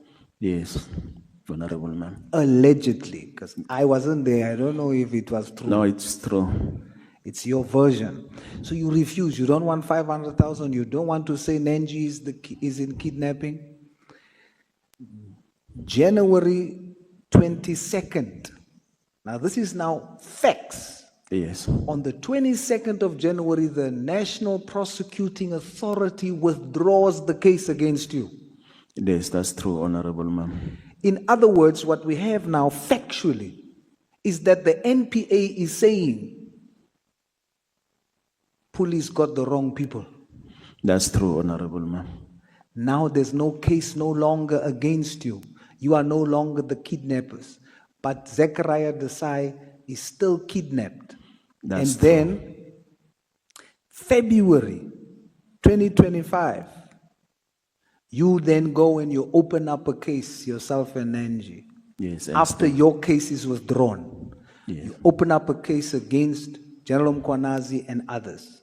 These That's are true. all verifiable stuff on record. That's true. And then, in February, after you guys are now out of the picture, Desai is released by his kidnappers. That's true. But there's no arrests made. I don't know. That's what the reports are saying. Yes. So Desai gets released by his kidnappers. The police has not made any arrest. And you, the case against you is withdrawn. That's a public official admission. They were wrong about you. That's true, Honorable Ma'am. Then now, the 6th of July happens. We are sitting here now because we are investigating based on that press conference. Then there's testimony during that time. And we hear that the pressure is now mounting more, and the request is made for you to withdraw the case you made in February. That's true, Honorable Ma'am. Why do you think you are asked through, again, that's an allegation. It is Ket Matlala Yes. alleging that General Mkhwanazi has sent him to Nenji to offer 5 million to withdraw the case, and if he succeeds in withdrawing the case, he will keep his contract. Yes, and then that case, the attempted murder case, they will withdraw it. And based on that allegation is where you are now linked to this whole thing, because you and Nenji refuse to withdraw the case. Yes, because we are not interested in money, we are interested in justice.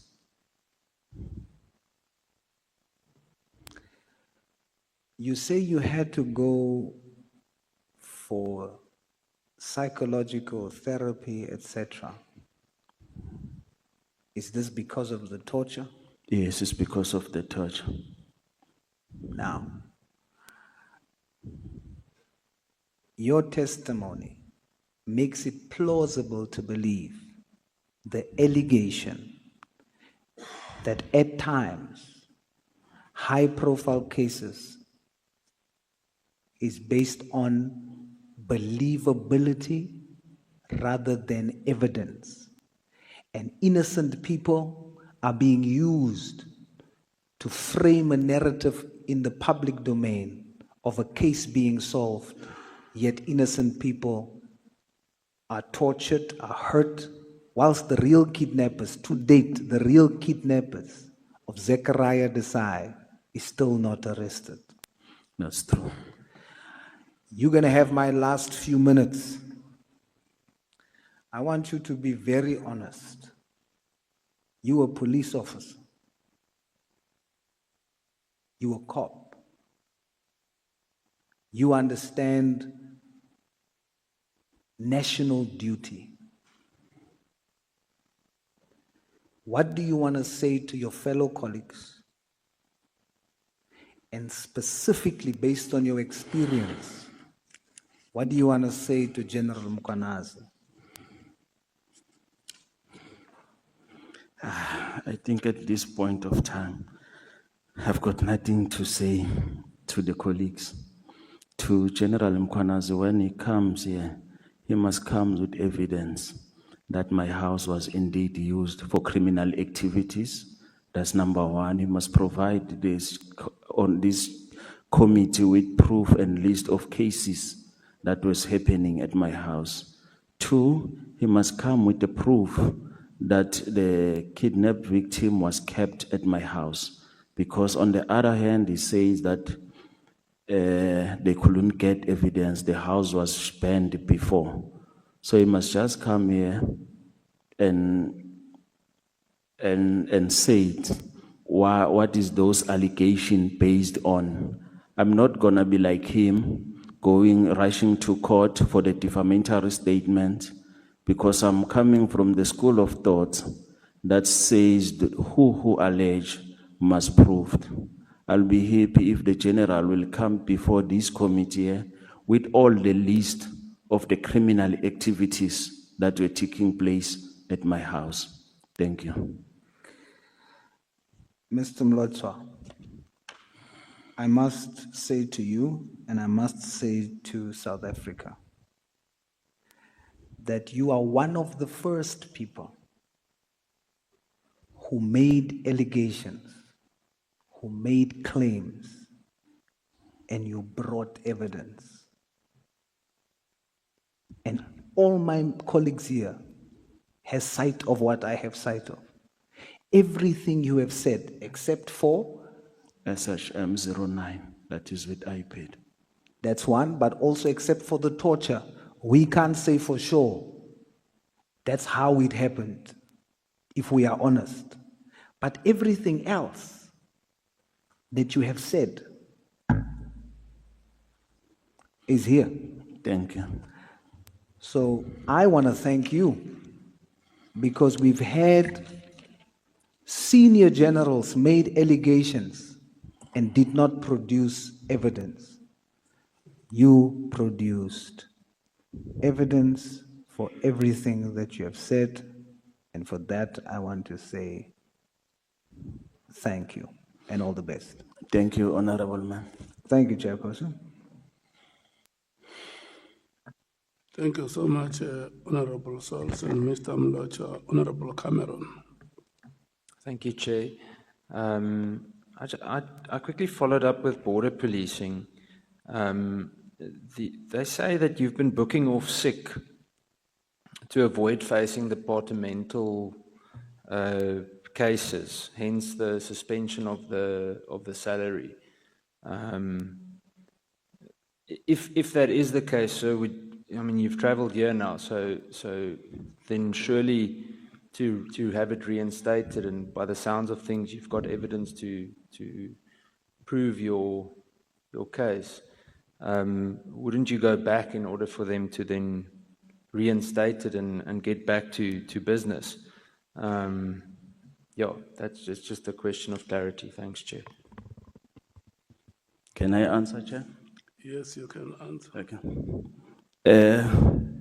As I've said earlier, I was assaulted. So the first thing when I got out, I had to book sick to attend to the injuries. Secondly, I had to attend psychiatrist because I was tortured there.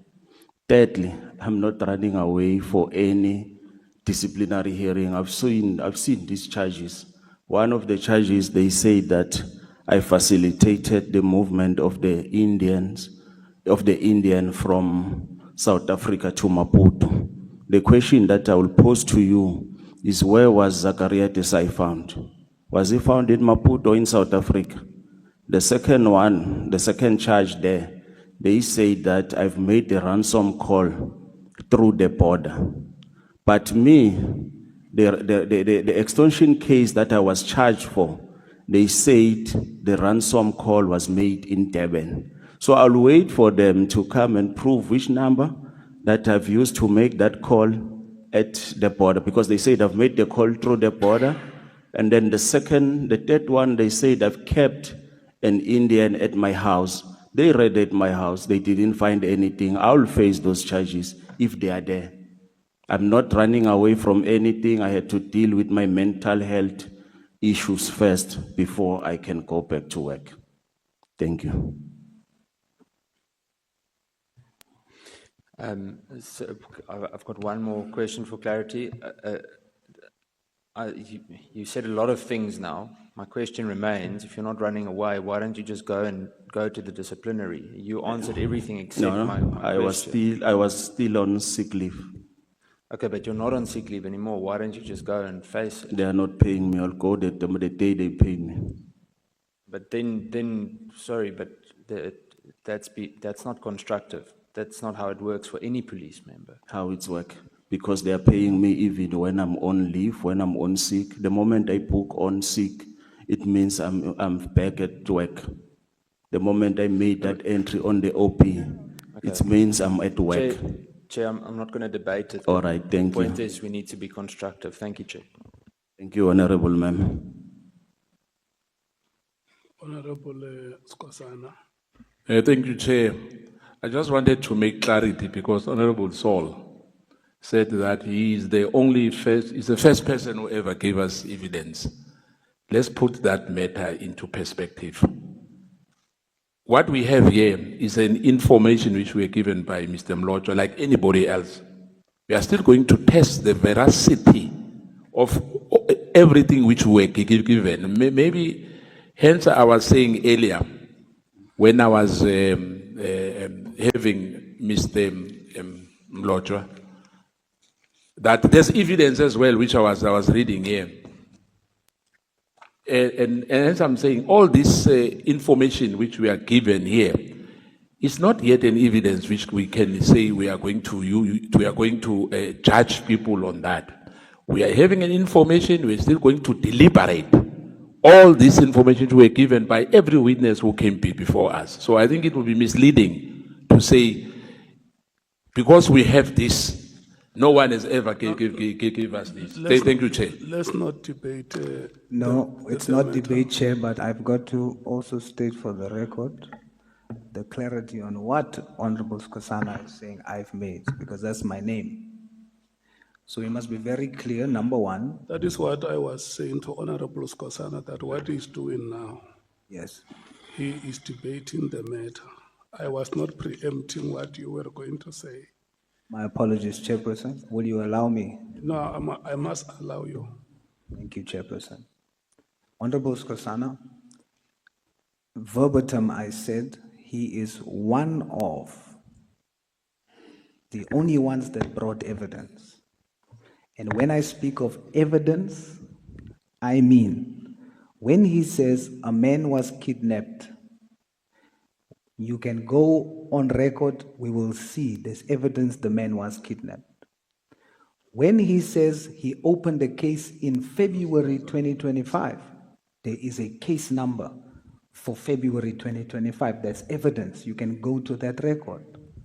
When he says it was withdrawn, there's evidence. You can go back. There's evidence there that the NPA has withdrawn the case. So that's what I mean by evidence. And also, I did not say that a decision is made. I very clearly said all of this must be tested. That's what I said. But we have physical substantiation for every claim that was made. That's the point. Thank you. Chair, I think he made it clear whilst we are writing. Hence, I said there was evidence given by BMA, if that's evidence. I have evidence which were given by the police in KZN, Watuza. But I can't say that, therefore, this is the truth, this is Alpha and Omega. No. Thank you, Chair. Hence, even the witness said it was fabricated, he done that under duress. So we'll test all those things, Chair. Thank you. The reason why I'm saying that don't debate this matter, Honorable Skosana, is that Honorable Sol says in the file that we have before us, there is evidence. He is not making a judgment on that evidence to say this is admissible or inadmissible evidence. He says, we have gone through the file. You have provided us evidence. And you are also right. Any other witness who would have come before us, they provide evidence. Whether that evidence is admissible or inadmissible is not what Honorable Sols is saying. He says, Mr. Mlocha, you have given us evidence. Can we leave it at that? Let's leave it at that, Chair, because even in your own meetings, as the committee, when the evidence leaders, remember we have agreed that are going to present what we call an overview of evidence presented by the witnesses. That is where each one of you will have a take and say, we have received this evidence, we have studied it, this is my take on it. But if you want to start debating it now, we may create a very wrong impression to the public that it's like we are conflicted. Thank you so much.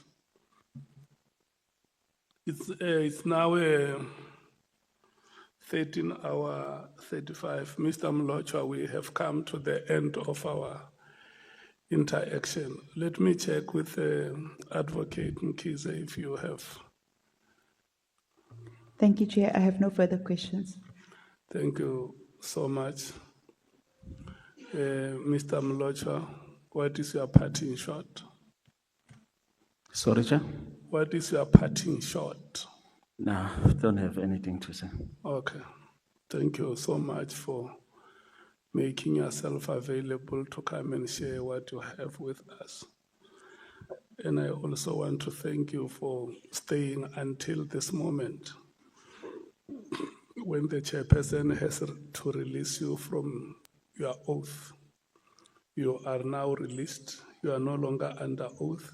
You can walk freely around the premises of Parliament. We have come to the end of our engagements with you. Thank you, Chair. Yeah, we are going to take a break, honorable members, and come back at 2:10.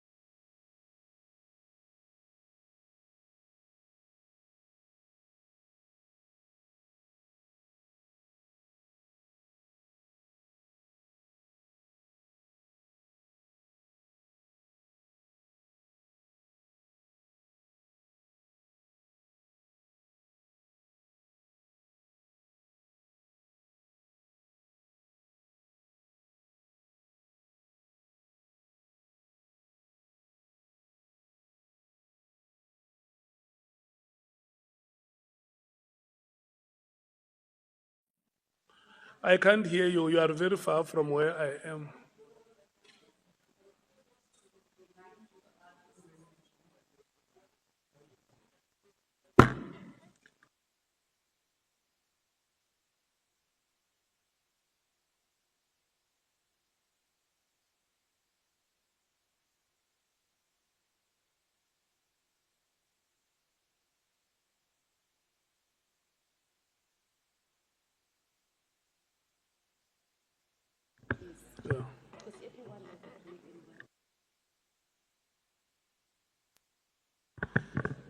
Yeah. Honorable members, Honorable Ngola, Honorable Skosana, Honorable Cameron, Honorable Matthews, Honorable Sols, and our evidence leaders here, Advocate Mukhait and Advocate Mukiza. I want to thank you so much for the work that we have done. I know you still have had appetite, but unfortunately we have come to the end of our proceedings for today.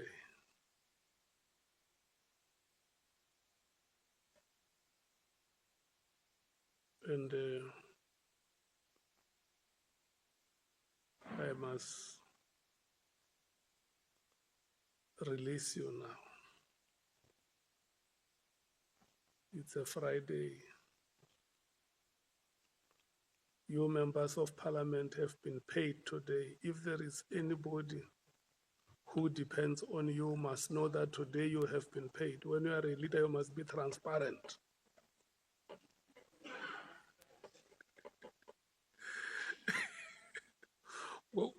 One member has said that we must not say that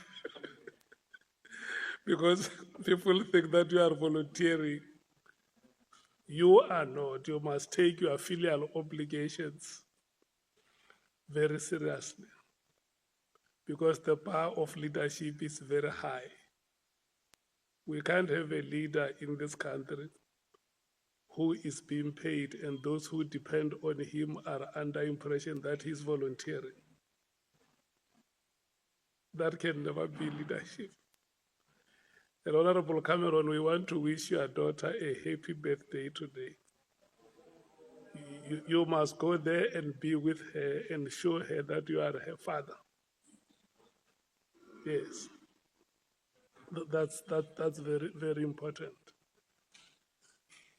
So I'm not persuading you. I'm instructing you to stand up and leave the chambers. Thank you so much, Mr. Kwebu. Thank you so much, Mr. Ramano. Thank you so much.